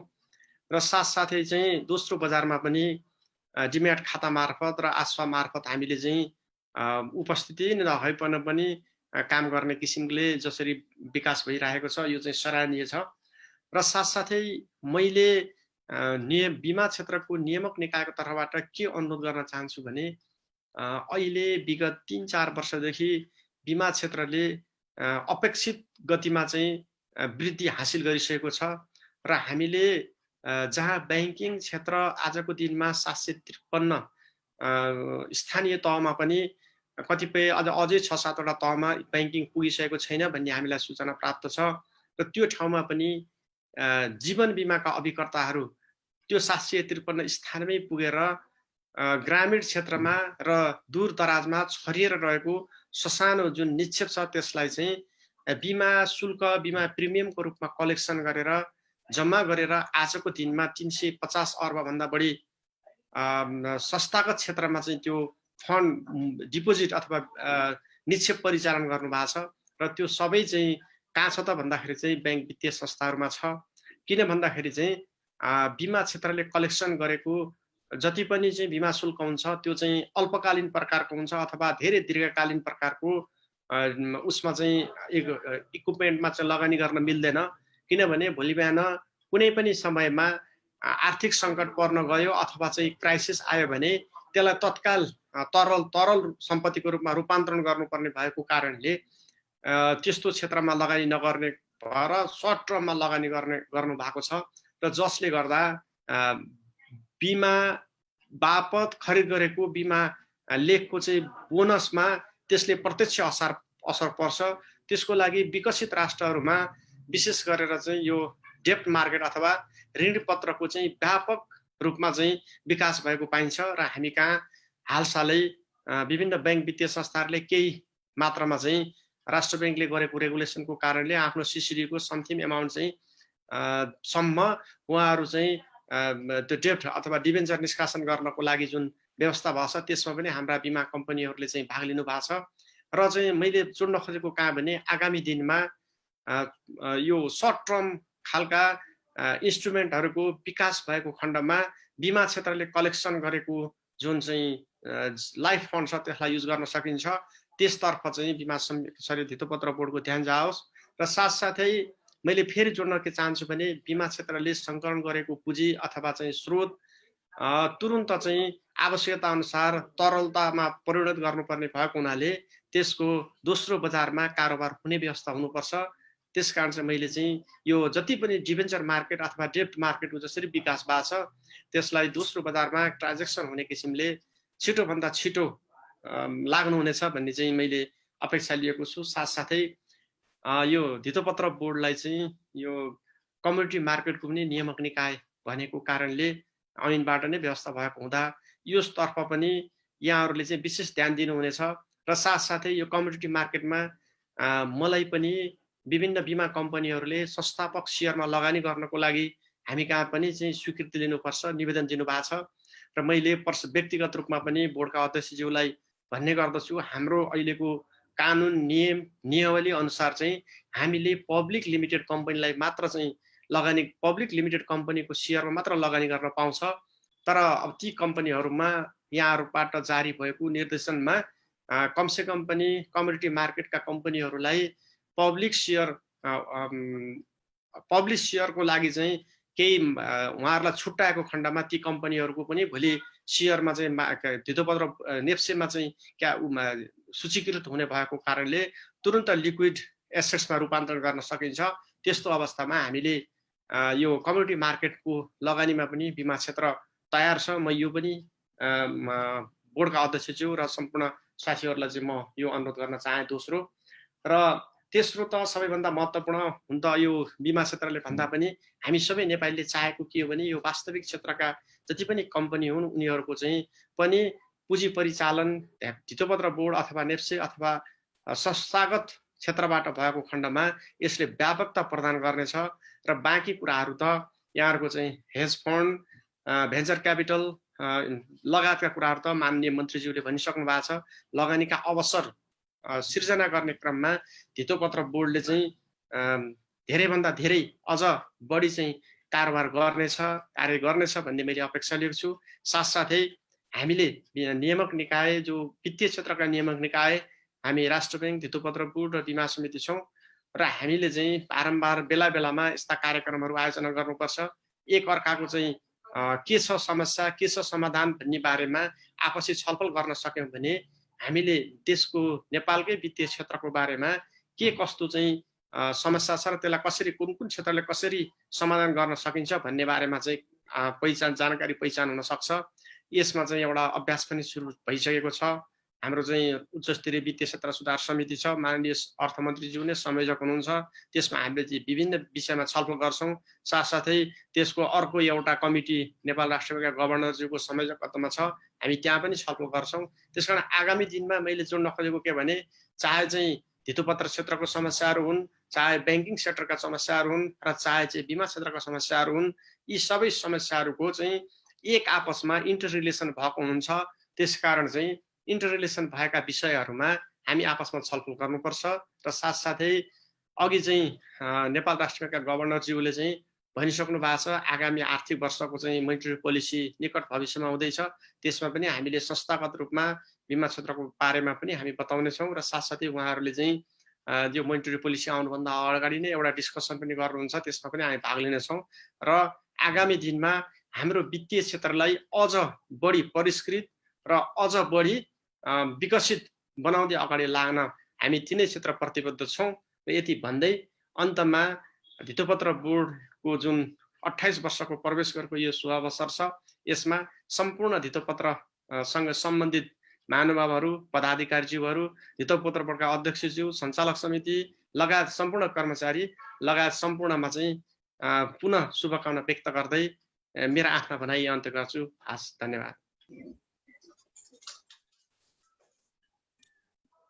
धन्यवाद बिमा समितिका अध्यक्षज्यू, यहाँको सुझाव र सल्लाहको लागि। हामी नियमन निकायहरू बीचको सहकार्यले नै समग्रमा देशको अर्थतन्त्रमा हामीले चाहिँ नि पोजिटिभिटी लिएर आउन सक्छौँ। र अध्यक्षज्यूले भन्नुभएको जस्तो एउटा चाहिँ वर्किङ लेभलमा समेत समिति भएर अगाडि बढ्दाखेरि अझ सहजता हुन्छ जस्तो मलाई लाग्दछ। अब म यो कार्यक्रमलाई अगाडि बढाउँदै यस कार्यक्रमलाई सम्बोधन गरिदिनु हुनका लागि यस कार्यक्रमका अतिथि नेपाल स्टक एक्सचेन्जका प्रमुख कार्यकारी अधिकृत चन्द्रसिंह साउदज्यूलाई हार्दिक अनुरोध गर्दछु। धन्यवाद निरज सर, सबैलाई नमस्ते। यस 28औं वार्षिक कार्यक्रमका सभापति तथा नेपाल धितोपत्र बोर्डका अध्यक्ष श्री भीष्म ढुङ्गानाज्यू, प्रमुख अतिथि माननीय अर्थमन्त्री डाक्टर युवराज खतिवडाज्यू, नेपाल राष्ट्र बैङ्कका गभर्नर श्री महाप्रसाद अधिकारीज्यू, बिमा समितिका अध्यक्ष श्री चिरञ्जीवी चापागाईज्यू, धितोपत्र बोर्डका कार्यकारी निर्देशकज्यूहरू, मर्चेन्ट ब्याङ्कर्स एसोसिएसन र स्टक ब्रोकर एसोसिएसनका अध्यक्षज्यूहरू तथा यस वेबिनारमा सहभागी सम्पूर्ण महानुभावहरू एवं सम्पूर्ण धितोपत्र बोर्डका कर्मचारी साथीहरू, सर्वप्रथम नेपाल धितोपत्र बोर्डलाई 28औं वर्ष प्रवेश गरेको उपलक्ष्यमा हार्दिक बधाई तथा शुभकामना दिन चाहन्छु। आगामी दिनमा पुँजी बजारको विकास तथा विस्तारमा बोर्डको भूमिका अझै सशक्त हुँदै जानेछ भन्ने मेरो विश्वास छ। 28 वर्षमा आइपुग्दा बोर्ड एउटा अनुभवी र परिपक्व संस्थाका रूपमा स्थापित भइसकेको छ। यसको लाभ बजार सञ्चालक तथा बजार सहभागी लगायत पुँजी बजारका सम्पूर्ण सरोकारवालाहरूले पाउने नै छन्। बजारको सहभागीको सङ्ख्या, यहाँ कारोबार हुने वित्तीय औजारको विविधता, कारोबारको आकार, समष्टिगत अर्थतन्त्रसँग पुँजी बजारको सम्बन्ध, उद्यमीहरूका लागि आवश्यक स्रोत परिचालनका लागि पुँजी बजार, प्राथमिकता पर्ने नपर्ने विषय, प्रचलित नियम कानुनहरूको पर्याप्तता, बजारको प्रवर्धन, अनुगमन, निरीक्षण तथा नियमनको प्रभावकारिता लगायतका आधारमा हाम्रो बजारका चुनौतीहरू अझै धेरै छन्। यी विषयहरूमा विकसित मुलुकहरूभन्दा हामी पछाडि त छौँ नै र हाम्रो जस्तै आर्थिक सामाजिक पृष्ठभूमि भएका मुलुकहरूसँग तुलना गर्ने अवस्थामा पुग्न पनि गर्नुपर्ने कामहरू धेरै छन्। उल्लेखित दीर्घकालीन महत्त्वका कामहरू बाहेक बजार सञ्चालनका दैनिक कार्यहरूमा हामीले सदा सर्वदा धितोपत्र बोर्डको मार्गदर्शनलाई पन्छ्याउँदै आएका छौँ। आगामी दिनहरूमा पनि लगानीकर्ताको हित सुरक्षा गर्ने, पुँजी बजारको विकास गर्ने सवालमा धितोपत्र बोर्डसँग निकटतम रहेर काम गर्ने नेप्से तत्पर रहेको बेहोरा यहाँलाई जानकारी गराउन चाहन्छु। यहाँ उपस्थित सबैलाई जानकारी भएकै हो तापनि म एउटा विषम स्मरण गर्न चाहन्छु। 2075 साल कार्तिक 20 गते माननीय अर्थमन्त्रीज्यूले नेप्से अनलाइन ट्रेडिङ सिस्टम नट्सको उद्घाटन गर्नुभएको थियो। नट्स सञ्चालनमा आएको दिनलाई हामीले नेपालको पुँजी बजारमा नयाँ अध्यायको थाल्ने मानेका थियौँ। तर उक्त प्रणालीबाट नेपाली लगानीकर्ताले अन्तर्राष्ट्रिय स्तरको कारोबार अनुभव गर्न पाएका थिए। सेयर किनबेचको लागि ब्रोकरको कार्यालय पुग्नुपर्ने बाध्यताको अन्त्य भएको थियो। सञ्चालनमा आएको छोटो समयमै नट्स प्रयोगकर्ताको सङ्ख्या झन्डै 30,000 पुगिसकेको छ। दैनिक कारोबार रकम झन्डै 5 अर्ब रुपियाँसम्म पुगेको थियो। एकै दिनमा झन्डै 40,000को सङ्ख्यामा कारोबार भएको छ। यो नट्सको कारण सम्भव भएको हो। यी नट सञ्चालनका सकारात्मक पक्ष हुन् तापनि बेला बेलामा नकारात्मक टिप्पणीहरू सुनिने गरेका छन्। सहभागी लगानीकर्ताको सङ्ख्या कम भयो, पूर्ण अनलाइन भएन लगायतका गुनासाहरू हामीले सुन्ने गरेका छौँ। यी दुवै विषयमा पर्याप्त जानकारी नभएकोले यस्ता खालका गुनासोहरू आएका छन् भन्ने मलाई लाग्छ। लगानीकर्ताको सङ्ख्या कम भयो भन्ने विषयमा हामीले अनलाइन प्रणाली सञ्चालनमा ल्याएका अन्य मुलुकहरूको पनि अध्ययन गरेका थियौँ। सुरुवाती दिनहरूमा ती मुलुकमा अनलाइन प्रयोगकर्ताको जुन अनुपात थियो त्यसभन्दा हामी निकै अगाडि छौँ। हाल दोस्रो बजार कारोबारको लागि करिब 3 लाख लगानीकर्ता दर्ता भएका छन्। यसमा पनि सक्रिय रूपमा कारोबार गर्ने लगानीकर्ताको सङ्ख्या कम छ। बजारमा सक्रिय लगानीकर्ता र अनलाइन प्रयोगकर्ताको अनुपात कुनै दिनहरूमा 50% भन्दा माथि पुग्ने गरेको छ। औसतमा यस्तो अनुपात 30% भन्दा माथि नै रहने गरेको छ। यस अर्थमा हाम्रोमा अनलाइन प्रयोगकर्ता न्यून भयो भन्ने कुरा तथ्यसङ्गत नभएको जस्तो मलाई लाग्छ। यसैगरी पूर्ण अनलाइन भएन भन्ने विषयमा पनि हामीले पटक पटक प्रश्न पार्दै आएका छौँ। हामीले संसारभरका अभ्यासहरूलाई अध्ययन गरेका छौँ। सूचना प्रविधिको विकासले घरमै बसी बसी पनि यस्तो अध्ययन गर्न सकिने सुविधा दिएको छ। अनलाइन प्रयोगका सम्बन्धमा हाम्रो र उनीहरूको अभ्यासमा खास अन्तर छैन। हामीले हाम्रो सहायक company CDS and clearing limited मार्फत सेयरको विद्युतीय हस्तान्तरण हुने व्यवस्था मिलाएका छौँ। त्यसैगरी नेपाल क्लियरिङ हाउस लिमिटेडको नेटवर्क हामीले तोकेका 4वटा क्लियरिङ बैङ्कहरू र राष्ट्र बैङ्कबाट विद्युतीय भुक्तानीको सेवा प्रदान गर्न अनुमति पाएका अरू सेवा प्रदायकहरू मार्फत विद्युतीय भुक्तानी हुन सक्ने व्यवस्था मिलाएका छौँ। यसरी कारोबार प्रणाली प्रत्यक्ष रूपमा नेप्सेले सञ्चालन गर्छ। धितोपत्रको हस्तान्तरण सिडिएससीको प्रणालीबाट हुन्छ र कारोबार रकमको हस्तान्तरण बैङ्किङ प्रणाली मार्फत हुन्छ। यी सबै प्रणाली एकअर्कासँग जोडिएका छन्। यी सबै प्रणालीलाई सम्बन्धित क्षेत्रको नियम कानुनले मार्गनिर्देशन गर्छ। तसर्थ अनलाइन प्रणाली पूर्ण भएन, उहाँ सहभागिता कम भयो भन्ने भनाइहरू तथ्यसङ्गत नभएको बेहोरा म यहाँलाई अनुरोध गराउन चाहन्छु। यसमा हामी पिछडिएका छौँ भन्ने मानसिकताले पनि काम गरेको हो कि जस्तो मलाई लाग्छ। यसैगरी अनलाइन भनेको कारोबारका लागि ब्रोकरको कार्यालयमा पुग्नु नपर्ने व्यवस्था मात्रै हो भन्ने अर्को सीमितको बुझाइ छ। यसमा पनि हामीले हाम्रो भनाइ राख्दै आएका छौँ, तर ती कुराहरू ओझेलमा पर्ने गरेका छन्। प्रविधि मार्फत धितोपत्र कारोबारको जोखिम न्यूनीकरण गर्ने, बजारको अनुगमन तथा सुपरिवेशनमा प्रविधिको प्रयोग गर्ने, कारोबारका लागि कुनै एउटा भौगोलिक सीमामा खुम्चिनु पर्ने बाध्यता हटाउने काम पनि नट्सले गरेको छ। Nuts multi assets trading platform हो।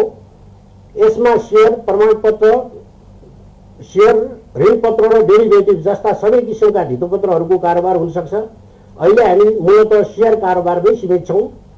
ऋणपत्रको दोस्रो बजार कारोबारलाई सक्रिय बनाउने विषय यसपालिको बजेटमा पनि आएको छ।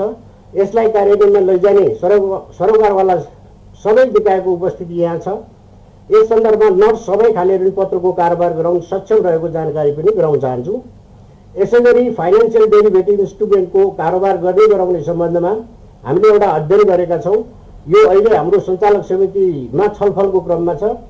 हाम्रो सञ्चालक समितिबाट पारित भएपछि हामी धितोपत्र बोर्ड समक्ष आउनेछौँ र त्यसपछि बजारमा जानेछौँ र यसले बजारमा नयाँ आयाम थप्नेछ भन्ने मैले विश्वास लिएको छु। यसपालिको बजेटमा नेप्सेको पुनर्संरचनाको विषय पनि महत्त्वका साथ उल्लेख भएको छ। अन्तर्राष्ट्रिय अभ्यासहरूलाई हेर्दा हामी अहिले जुन संरचनामा चलेका छौँ त्यसमा परिवर्तन गर्नुपर्ने बेला आएको छ। खास गरी नेप्सेमा नयाँ पुँजी, अझै उन्नत प्रविधि र व्यवस्थापकीय कौशल ल्याउन सक्ने स्वदेशी वा विदेशी पक्षलाई भित्राउनु पर्ने मेरो व्यक्तिगत राय छ। आगामी दिनमा यस सम्बन्धमा विस्तृत छलफल हुने नै छ। यसअघि पनि हामीले नेप्सेको डिडिए गरी नेपाल राष्ट्र बैङ्क र नेपाल सरकारको स्वामित्वमा रहेको सेयर बिक्री गर्ने प्रक्रियामा सहयोग गरेका थियौँ। नेप्सेको आन्तरिक पुनर्संरचनाका लागि ओएनएम स्टडी गरी मन्त्रालयमा पेश गरेका छौँ। पुँजी बजारमा मार्केट डिलरलाई प्रवेश गराउने, विद्युत क्षेत्रीय स्तरमा ब्रोकरलाई अनुमति दिने, बैङ्कका सहायक कम्पनीहरूलाई सेयर ब्रोकरको रूपमा काम गर्न दिने विषयमा पनि हामीले अध्ययन गरी प्रतिवेदन 7 समक्ष पेश गरेका छौँ। बोर्डको निर्देशन अनुसार मार्जिन कारोबारको कार्यविधि बनाई लागू गरिसकिएको छ। नेप्सेले सामूहिक लगानी कोष, लघु वित्त संस्थाको छुट्टै परिसूचक बनाई प्रकाशमा ल्याएको छ। 7को निर्देशन अनुसार सर्किट ब्रेकरको प्रावधानमा परिमार्जन गरिएको छ। बजारको जोखिम व्यवस्थापनको लागि कार्यविधि बनाउनुको साथै सो सम्बन्धी समिति गठन गरी कार्य आरम्भ गरिएको छ। सर्वसाधारणलाई सहयोग पुर्याउने उद्देश्यले टोल फ्री नम्बर सहितको हेल्प डेस्कको स्थापना पनि नेप्सेले गरेको छ। यसैगरी नयाँ वेबसाइटको बेटा भर्सन प्रसारणमा आइसकेको छ। नेप्सेले आइटी पोलिसी बनाई 7मा पेश गरेको छ। यो नीति कार्यान्वयनमा आएपछि अनलाइन सेवा विस्तारमा थप मद्दत पुग्नेछ भने मीडिया अनुसन्धानकर्ता तथा विद्यार्थीहरूले थप सहजताका साथ कारोबार सम्बन्धी तथ्याङ्कहरूको उपयोग गर्न पाउनेछन्। बजार सम्बन्धी चेतना अभिवृद्धिका लागि हामीले लगानीकर्तासँग नेक्से कार्यक्रम अन्तर्गत 7 वटा प्रदेशमा कम्तीमा 2-2 कार्यक्रम गर्ने भनेकोमा गत पुससम्म 4 वटा प्रदेशमा कार्यक्रम गरेका छौँ। बाँकी 3 प्रदेशमा कोरोना महामारीको कारण कार्यक्रम गर्न सम्भव भएको छैन। यी लगायत पुँजी बजारको विस्तारका सम्बन्धमा लगानीकर्ता, ब्रोकर, मर्चेन्ट ब्याङ्कर, नेक्से, सेवन, राष्ट्र बैङ्क, बीमा समिति, अर्थ मन्त्रालय बीचको निरन्तर संवाद, समन्वय र सहकारी आवश्यक छ।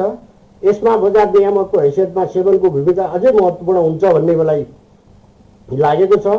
अहिले हामी विषम परिस्थितिबाट गुज्रिरहेका छौँ। यो अवस्थाको छिट्टै अन्त्य हुने कामना हामीले गरिरहेका छौँ। हामी सामान्य अवस्थामा फर्किएपछि लगानीकर्ताको हित तथा बजारको उन्नति मार्फत समग्र अर्थतन्त्रमा अर्थपूर्ण योगदान गर्न सक्ने गरी आफ्ना स्रोत साधनको अधिकतम उपयोग गरी हामीले पुँजी बजारसँग सरोकार राख्ने सबै पक्षसँग समन्वयकारी भूमिका निर्वाह गर्ने नै छौँ। फेरि पनि सेवनलाई वार्षिकोत्सवको शुभकामना व्यक्त गर्न चाहन्छु। 27 वर्ष पुरा गरी 28 वर्ष प्रवेश गर्नुभएको अवसरमा मलाई पनि शुभकामना व्यक्त गर्ने अवसर दिनुभएकामा सम्पूर्ण धितोपत्र बोर्ड परिवारलाई धन्यवाद दिन चाहन्छु। धन्यवाद।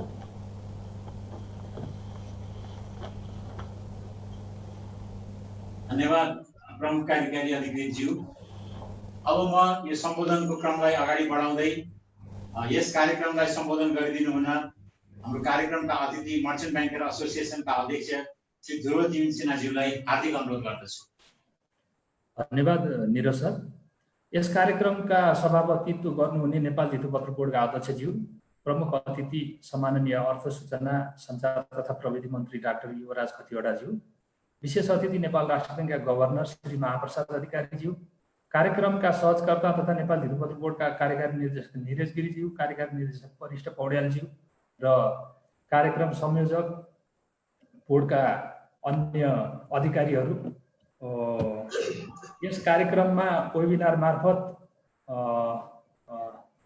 जोडिनुभएका अन्य लगानीकर्ता तथा पत्रकार मित्रहरू, कार्यक्रमका अतिथि बीमा समितिका अध्यक्ष श्री चिरञ्जीवी चापागाईज्यू, कार्यक्रमका विशेष अतिथि नेपाल राष्ट्र बैङ्कका गभर्नर महाप्रसाद अधिकारीज्यू, स्टक एक्सचेन्जका महाप्रबन्धक चन्द्र साउदज्यू, ब्रोकर एसोसिएसनका अध्यक्ष श्री भरत राणावाडज्यू, सर्वप्रथम नेपाल धितोपत्र बोर्ड 27 वर्ष पुरा गरी 28औं वर्षमा प्रवेश गरेको यस पावन अवसरमा यस कार्यक्रममा सहभागी गराउनु भएकोमा म मेरो तर्फबाट तथा नेपाल मर्चेन्ट ब्याङ्कर सङ्घको तर्फबाट कार्यक्रम आयोजकलाई हार्दिक धन्यवाद दिन चाहन्छु। नेपालको पुँजी बजार अपेक्षित रूपमा विकास भइ नसकेको अवस्था सर्वविदितै छ। तथापि हाम्रो पुँजी बजारमा विभिन्न किसिमका इम्प्रुभमेन्टहरू भएर आएका छन्। विगतका तुलनामा चाहिँ हामीले हेऱ्यौँ भने धेरै कुराहरूका चाहिँ डिजिटाइज हुनेदेखि लिएर धेरै कुराहरूको विकास भइसकेको अवस्था छ। यद्यपि हामीले पूर्ण रूपमा पुँजी बजारको विकास भइसकेको भनेर भन्ने अवस्था अझै पनि छैन। स्टक एक्सचेन्जमा सूचीकृत धेरै कम्पनीहरू बैङ्क तथा वित्तीय क्षेत्रबाट मात्र रहेको र उत्पादनशील क्षेत्र लगायत अर्थतन्त्रको ठुलो हिस्सा यस बजारबाट बाहिरै रहेको छ, जसले गर्दा बजारले अर्थतन्त्रको वास्तविक प्रतिनिधित्व गर्न सकेको छैन। बजारमा सजग र विवेकशील लगानीकर्ता तथा संस्थागत लगानीकर्ताको न्यून उपस्थिति तथा बजारमा लगानी सम्बन्धी परामर्श प्रदायक निकायहरूको अनुपस्थितिले समय समयमा बजारमा अस्वाभाविक उतार चढाव देखिने गरेको छ। बजार पूर्वाधारहरू छन् तर पर्याप्त मात्रामा भइ नसकेको अवस्था र भएका पूर्वाधारहरू समेत अन्तर्राष्ट्रिय मापदण्ड बमोजिम पूर्णता पाई सञ्चालन हुन नसकेको अवस्था विद्यमानै छ। लामो समयदेखि हामीले बामे सरिरहेको पुँजी बजारको वृहत विकास र विस्तारका लागि पुँजी बजारका मुख्य पूर्वाधारहरूको पूर्ण विकास, बजार मैत्री नीतिगत व्यवस्था, अन्तर्राष्ट्रिय स्तरमा स्थापित मूल्य र मान्यता बमोजिम बजार सम्बन्धी सेवाको स्तरोन्नति अत्यावश्यक छ। अन्यथा पुँजी बजारबाट कुनै पनि मुलुकले अपेक्षित लाभ प्राप्त गर्न सक्दैन भन्ने मेरो धारणा रहेको बेहोरा अनुरोध गर्दछु। हालको बजार पुँजीकरण करिब 15.5 खर्ब छ, जुन करिब 22 खर्बबाट गिरावट भएर आएको हो। बजारमा लगानी गर्ने संस्थागत लगानीकर्ताका विषयमा धेरै कुराहरू भए र विशेष गरी सामूहिक लगानी कोषहरूमाथि एउटा यसले महत्त्वपूर्ण भूमिका खेल्न नसकेको भन्ने किसिमका बेला बेलामा कुराहरू आइरहेका छन्। तर यहाँ एउटा हामीले अवगत गर्नुपर्ने कुरा के छ भन्दाखेरि बजारको ठुलो साइजमा सानो आकारको करिब अहिले सामूहिक लगानी कोषको आकार जम्मा 17 अर्ब जतिको मात्रै छ र यो आकारले बजारलाई स्थायित्व प्रदान गर्न किञ्चित सक्षम छैन। तसर्थ बजारमा स्थायित्व ल्याउन महत्त्वपूर्ण भूमिका खेल्ने मात्र नभई बजारको गहिराई तथा चौडाई वृद्धि गर्नका लागि तथा बचत प्रोत्साहनमा समेत महत्त्वपूर्ण भूमिका खेल्न सक्ने ट्रस्ट प्रकृतिका लगानी कोषहरू जस्तै mutual fund, private pension fund, venture fund तथा अन्य बचत तथा लगानी कोषहरू निर्वाह सञ्चालनका लागि राज्यले उपयुक्त वातावरण निर्माण गर्नु जरुरी हामीले महसुस गरेका छौँ। विशेष गरी यस्ता कोषमा लाग्ने दोहोरो कर सम्बन्धी विवाद तत्काल समाधान गरी यस्ता कोषलाई अन्य मुलुकमा जस्तो पास थ्रु भेहिकलको मान्यता प्रदान गर्न ढिला गर्नु हुँदैन र यस्ता कोषमा बचतकर्ताहरूको व्यापक सहभागिताका लागि बचतकर्तालाई समेत प्रोत्साहन गर्ने प्रकारका नीति अवलम्बन गर्नुपर्ने हुन्छ भन्ने मेरो मान्यता रहेको छ। बजारको विकास हुन नसकी यस्ता कोषहरू सञ्चालन हुन नसकेको अवस्थामा राज्यलाई कुनै पनि प्रकारको फाइदा हुँदैन। तर सानो प्रोत्साहनले यस्ता बचत तथा लगानी कोषहरू सञ्चालनमा आउन सकेमा यसले बजारमा स्थायित्व ल्याउने मात्र नभई देशमा रोजगारी सिर्जना गर्ने तथा राजस्वको दायरा समेत वृद्धि हुन जाने कुरा विकसित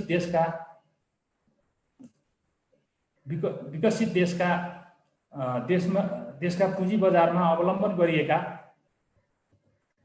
यस प्रकारका नीति र त्यसको बजारमा परेको सकारात्मक प्रभावको विश्लेषणबाट सहजै बुझ्न सकिन्छ। नेपालमा पुँजी बजार सेवा सुरु भएको लामो समय भइसकेको छ। हामीभन्दा पछि पुँजी बजार सेवा सुरु गरेका कैयौँ मुलुक धेरै अगाडि बढिसके। हाम्रो देशमा पछिल्ला समयमा पुँजी बजार सेवाको सञ्चालन प्रक्रियामा केही अटोमेसन भएको देखिए तापनि तात्विक रूपमा पुँजी बजारको समग्र विकास हुन अझ बाँकी छ। विभिन्न विकास आयोजना तथा उद्योग धन्दालाई आवश्यक पर्ने पुँजी परिचालनका लागि पुँजी बजार बैंकिङ प्रणालीको विकल्प नभई परिपूरक हो भन्ने मान्यता सर्वव्यापी रहेको छ। विश्वका कैयौँ मुलुकका उदाहरण लिन सकिन्छ। ठुला ठुला विकास आयोजनाका लागि आवश्यक पुँजीगत स्रोत पुँजी बजारबाट नै परिचालन गरिएको छ। हाम्रो मुलुकमा समेत पुँजी बजारलाई प्राथमिकताका साथ विकास गरी उपयोग गर्नुको विकल्प छैन र यसका लागि अब धेरै विलम्ब नगरी अघि बढिहाल्नुपर्ने हामीले सबैले महसुस गरेका छौँ। नेपालको पुँजी बजारको सर्वोच्च नियमन निकाय नेपाल धितोपत्र बोर्ड 27औं वर्ष पुरा गरी 28औं वर्ष प्रवेश गरेको अवसरमा हामी सम्पूर्ण मर्चेन्ट ब्याङ्कर व्यवसायीहरू बजारको विकास र विस्तारमा काँधमा काँध मिलाई अघि बढ्न प्रतिबद्ध रहेको कुरा व्यक्त गर्न चाहन्छौँ। बोर्डले विभिन्न कार्यक्रमहरू ल्याएको छ जुन सकारात्मक छ र विगतका प्रयासहरूलाई निरन्तरता दिँदै भविष्यमा अरू व्यवसायका चाहिँ स्कोप बढाउनेदेखि लिएर धितोपत्र बोर्डले ल्याउने सम्पूर्ण कार्यक्रममा हामी प्रतिबद्ध भएर लाग्नेछौँ भन्ने प्रतिबद्धता पनि व्यक्त गर्दछु। आगामी दिनमा नेपाल धितोपत्र बोर्डले यसको व्यवस्थित विकास र विस्तारमा प्रभावकारी नेतृत्व प्रदान गरी मुलुकको आर्थिक समृद्धिमा उल्लेखनीय योगदान दिन सकोस् भन्दै हार्दिक शुभकामना समेत व्यक्त गर्न चाहन्छु। अन्त्यमा कार्यक्रममा सहभागी गराउनु भएकोमा पुनः एकपटक धन्यवाद व्यक्त गर्दै मेरो आफ्नो सानो मन्तव्य यही टुङ्ग्याउन चाहन्छु। धन्यवाद।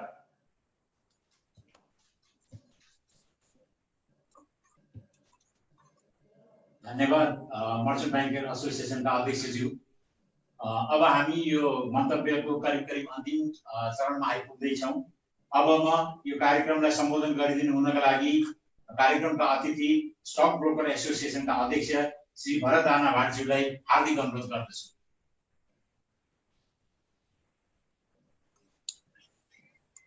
तपाईँको माइक अनम्युट गर्नु पर्ला भरतजी।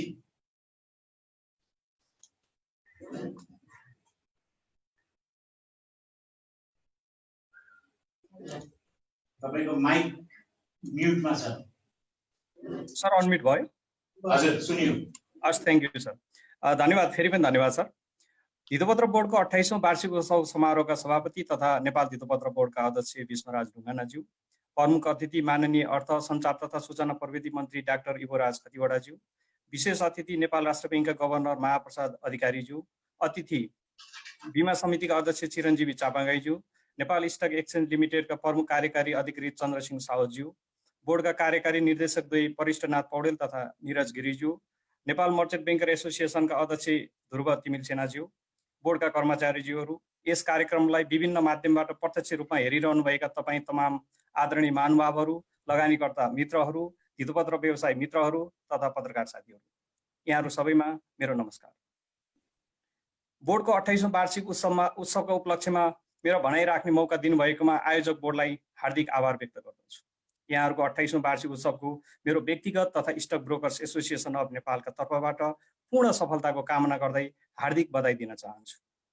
लकडाउनसँगै बन्द रहेको बजार कहिले खुल्छ र खुलेपछि के होला भन्ने आम चासोको विषय बनेको छ। एकातिर मालपोत कार्यालय तथा सुनचाँदी पसल समेत खुलिसकेको अवस्थामा पुँजी बजारलाई अझै बन्द हुँदा बजारको विश्वसनीयतामाथि प्रश्न चिन्ह उब्जिएको छ भने अर्कोतिर राज्यले दैनिक लाखौं राजस्व गुमाइरहेको छ। यसैमा आश्रित बोर्ड स्वयं, नेप्से, सिडिएससी, मर्चेन्ट ब्याङ्करहरू, डिपी तथा हामी ब्रोकरहरूले आफ्नो आम्दानी गुमाउनु परेको छ भने लगानीकर्ताहरूले खरिद बिक्री गर्नबाट वञ्चित हुनु परेको छ। बजार बन्द गर्नुपर्ने अवस्था आउनु आफैमा दुःखदायी हो र यसमा हामी सबैको आफ्नो कमजोरी रहेको स्वीकार गर्नुपर्दछ। यसलाई पाठको रूपमा लिएर धितोपत्रको दोस्रो बजारमा आगामी दिनमा यस्तो अवस्था सिर्जना हुन नदिनको लागि एक अर्कामा दोषारोपण गर्नुभन्दा पनि आफ्नो दायित्व बोध गर्दै अगाडि बढ्नु आजको आवश्यकता देख्दछु। बजारलाई चलायमान बनाउनका लागि अस्वाभाविक हुने उतार चढावलाई रोक्न बजारमा विभिन्न औजारहरू हुनुपर्नेमा हाम्रो बजारमा हाल यस्ता औजारहरूको अभावका कारण यसलाई नीति तथा नियमले कन्ट्रोल गर्नुपर्ने आवश्यकता छ। यसमा समयअनुसार बोर्डले नीति नियम बनाई तथा सम्बन्धित पक्षसँग समन्वय गरी बजार सञ्चालन गर्नुपर्ने देखिन्छ। लकडाउनको बीचमा 2 दिन खुलेको बजारले डिमान्ड सहित अत्यन्तै कमजोर देखिएको छ। बजेटबाट आफूले दिएका सुझावको सम्बोधन होला कि भनी आशामा बसेका लगानीकर्ता तथा हामी ब्रोकरहरू केही निराशा छौँ। तथापि बजारमा तत्कालै गर्न सकिने कुराहरूमा धितोपत्र बोर्डले समन्वय गर्नेछ भन्ने विश्वास गर्दछु। यसमा जस्तै अर्थ मन्त्रालयसँग समन्वय गरी 5% अन्तिम करको अन्योलता हटाउने, राष्ट्र ब्याङ्कबाट ब्याङ्कले दिएको मार्जिन लेन्डिङको सीमा बढाउने तथा नवीकरण र ब्याज तिर्ने समय बढाउने, सिआइटी लगायतका कम्पनीले दर्ता गरेको मार्केट डिलरलाई तत्काल काम गर्ने अवस्थाको सिर्जना गराउने, अनलाइन सेटलमेन्टका लागि ब्याङ्कसँग इन्टिग्रेसन कार्य भइरहे पनि नेप्सेले एपिआई दिई ब्रोकर ब्याकअप सिस्टममा समेत यही लकडाउनको बीचमा इन्टिग्रेसन गर्ने कार्य सकी बजार खुल्दा अनलाइनबाट नै ट्रेडिङ तथा सेटलमेन्ट काम गर्ने वातावरण बनाउन सकिने देखिन्छ र यसको लागि हामी सबै अगाडि बढ्नुपर्ने देख्छु र त्यो आजको आवश्यकता पनि हो। ब्रोकरहरूले सञ्चालन गर्ने मार्जिन लेन्डिङ सञ्चालन गर्दा कतिपय अप्ठ्याराहरू थिए र ती केही बुँदाहरू तत्काल संशोधनको लागि सम्भवतः 7कोमा आइपुगेको छ र त्यसलाई चाहिँ तत्कालै सम्बोधन गरी कार्यान्वयनमा ल्याउन सके हालको दोस्रो बजारमा केही राहत चाहिँ दिन सकिने अवस्था हुन सक्थ्यो। त्यस्तै दोस्रो बजारमा लगानी गर्न इच्छुक संस्थागत लगानीकर्ताहरूलाई आकर्षित गर्ने तथा लगानी गर्ने सहज वातावरण बनाउने तथा आउँदै गरेको मोनिटरी पोलिसीमा आदरणीय गभर्नरज्यूले पनि बजारका लागि गर्न सकिने नीतिगत व्यवस्थाका लागि राष्ट्र ब्याङ्क खुला रहेको बताइसक्नु भएको छ। त्यसकारण राष्ट्र ब्याङ्कसँग समन्वय गरी बजारका समस्याहरू तत्काल समाधान गर्न सकिने देखिन्छ र यसमा धितोपत्र बोर्डले समन्वय गर्ने छ भन्ने मैले आशा लिएको छु। यसको अलावा बजारको विस्तारका लागि अध्यक्षज्यूले राख्नुभएको मन्तव्यमा उल्लेख भए अनुसार आधिकारिक प्रतिनिधि सर्टिफाइड एजेन्टको व्यवस्थालाई तत्काल कार्यान्वयनमा ल्याउने, ब्रोकर कम्पनीहरू लगायत अन्य इच्छुक संस्थाहरूलाई धितोपत्र डिलरको रूपमा कार्य गर्न दिने व्यवस्था सहज बनाई अगाडि बढाउने, एनआरएनलाई दोस्रो बजारमा लगानी गर्ने विषयमा ठोस निर्णय गर्ने, नीति नियम बनाउनु छ भने अविलम्ब गर्ने, मन्त्रीज्यूले इङ्गित गरे अनुसार इन्ट्राडे ट्रेडिङलाई तत्काल कार्यान्वयनमा ल्याउने, अक्सन मार्केटलाई तत्काल सुरुवात गर्ने, ब्रोकर कम्पनीहरूलाई पोर्टफोलियो म्यानेजमेन्ट एडभाइजरी सर्भिस जस्ता सेवाहरू दिने व्यवस्था गर्ने र ऋणपत्रको दोस्रो बजारलाई कारोबार योग्य बनाई व्यवस्थित बनाउनेतिर अविलम्ब लाउनुपर्ने देखिन्छ र यसमा बोर्ड तदारुकताका साथ लागिरहेको छ भन्ने मलाई लाग्दछ। कोभिड-19 को कारणले भएको लकडाउनको प्रभाव अन्य क्षेत्रमा जस्तो यस क्षेत्रमा पनि देखिएको छ। यस क्षेत्रका व्यवसायीहरूले राहतको रूपमा कुनै नगद छुट तथा सहुलियत माग गरेको मलाई लाग्दैन। नीतिगत व्यवस्था गरी लगानीकर्ताको मनोबल उच्च राख्दा मात्र पुग्ने अवस्थामा समेत सरकारको प्राथमिकतामा नपर्नु दुःखद कुरा हो। सरकार, राष्ट्र ब्याङ्क र बोर्डले यस कुराको मनन गरी आफ्नो ठाउँबाट त्यो भूमिका खेली आउँदा दिनमा बजारको अपेक्षा सम्बोधन हुनेछ भन्ने अपेक्षा गरेको छु। अन्तमा बोर्ड हामी सबैको अभिभावक हो। बजारको विकास यस मातहतका संस्थाको सस्टेनेबिलिटीको ग्यारेन्टी गर्दै आगामी दिनमा कहिल्यै पनि बजार बन्द गर्नु नपर्ने प्रविधि र औजारहरू बजारले प्राप्त गरोस् र यसमा बोर्ड खरो रूपमा उत्रन सकोस्। आगामी दिनमा बोर्डको प्रभावकारिता, गरिमा र महत्त्वले शिखर चुमोस् भनी शुभकामना दिँदै मेरो मन्तव्य यही टुङ्ग्याउँछु। धन्यवाद, नमस्कार।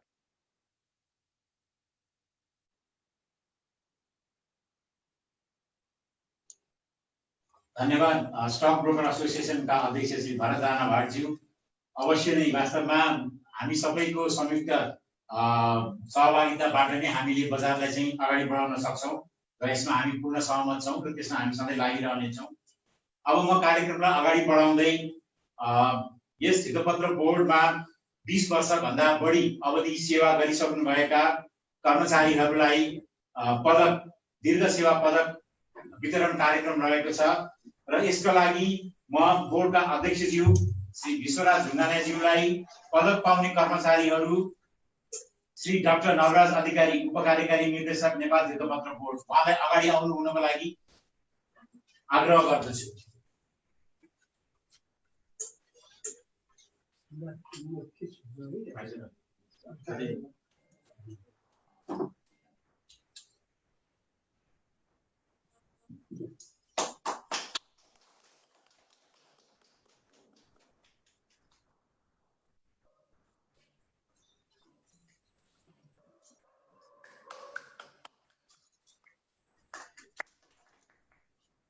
त्यस्तै 20 वर्ष अवधि पूरा गर्नुभएका श्री सूरज प्रधानाङ्ग कामु निर्देशक उहाँलाई पनि अगाडि आउन अनुरोध गर्दछु।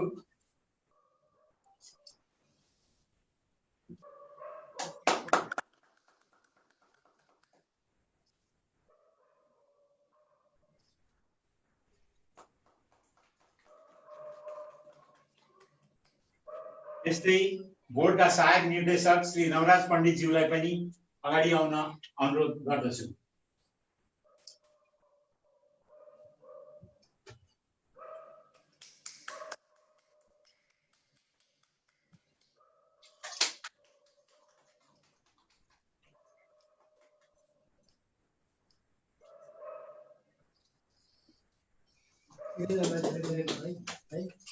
धन्यवाद अध्यक्षज्यू। दीर्घ सेवा पदक पाउने तीनैजना बोर्डका कर्मचारीहरूलाई हार्दिक बधाई तथा शुभकामना सहित आगामी समयमा समेत दत्तचित्र र लगनशील भई बोर्डको कामकाज गर्नुहुन्छ भन्ने अपेक्षा गर्दै यहाँलाई पुनः बधाई दिन चाहन्छु। अब कार्यक्रमको अन्त्यमा हामी आइपुगेको छौँ।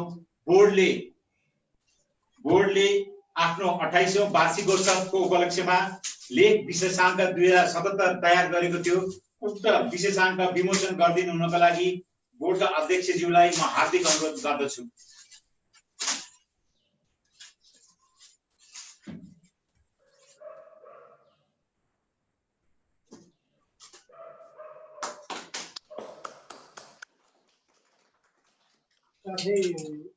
यो विशेषाङ्कमा शुभकामना मन्तव्य राखिदिनु हुने, शुभकामना दिनुहुने सम्माननीय प्रधानमन्त्रीज्यू, माननीय अर्थमन्त्रीज्यू र यसमा सम्पादकीय लेखिदिनु हुने हाम्रो सम्पादक मण्डलका सम्पूर्ण साथीहरूलाई पनि म मेरो तर्फबाट धन्यवाद र आभार व्यक्त गर्दछु। अध्यक्षज्यू, अब हामी कार्यक्रमको अन्तमा आइपुगेको छौँ। अन्तमा आफ्नो व्यस्तताको बावजुद बोर्डको निमन्त्रणालाई स्वीकार गरी बोर्डले आयोजना गरेको यस कार्यक्रममा समय दिनुभई मार्गनिर्देशन दिनुभएकोमा माननीय अर्थ सूचना तथा प्रविधि मन्त्री डाक्टर युवराज खतिवडाज्यूलाई बोर्डको तर्फबाट हार्दिक धन्यवाद ज्ञापन गर्न चाहन्छु। त्यसै गरी कार्यक्रमका विशेष अतिथि नेपाल राष्ट्र बैंकका गभर्नर श्री महाप्रसाद अधिकारीज्यू, नेप्सेका प्रमुख बीमा समितिका अध्यक्ष श्री चिरञ्जीवी चापागाईज्यू, नेप्सेका प्रमुख कार्यकारी अधिकारी श्री चन्द्रसिंह साउदज्यू, मर्चेन्ट बैंक एसोसिएसनका अध्यक्षज्यू, ब्रोकर एसोसिएसनका अध्यक्षज्यू तथा बोर्डका कर्मचारीहरू सबैलाई म धन्यवाद दिन चाहन्छु। बोर्डका सञ्चालकज्यूहरू सबैलाई म धन्यवाद दिन चाहन्छु। साथै यस कार्यक्रमलाई सफल बनाउन भूमिका खेल्ने बोर्डका कर्मचारी साथीहरूलाई समेत धन्यवाद ज्ञापन गर्दै सभापतित्व गरिरहनुभएका बोर्डका अध्यक्षज्यूको निर्देशन बमोजिम कार्यक्रम समाप्त भएको जानकारी गराउँदछु। धन्यवाद।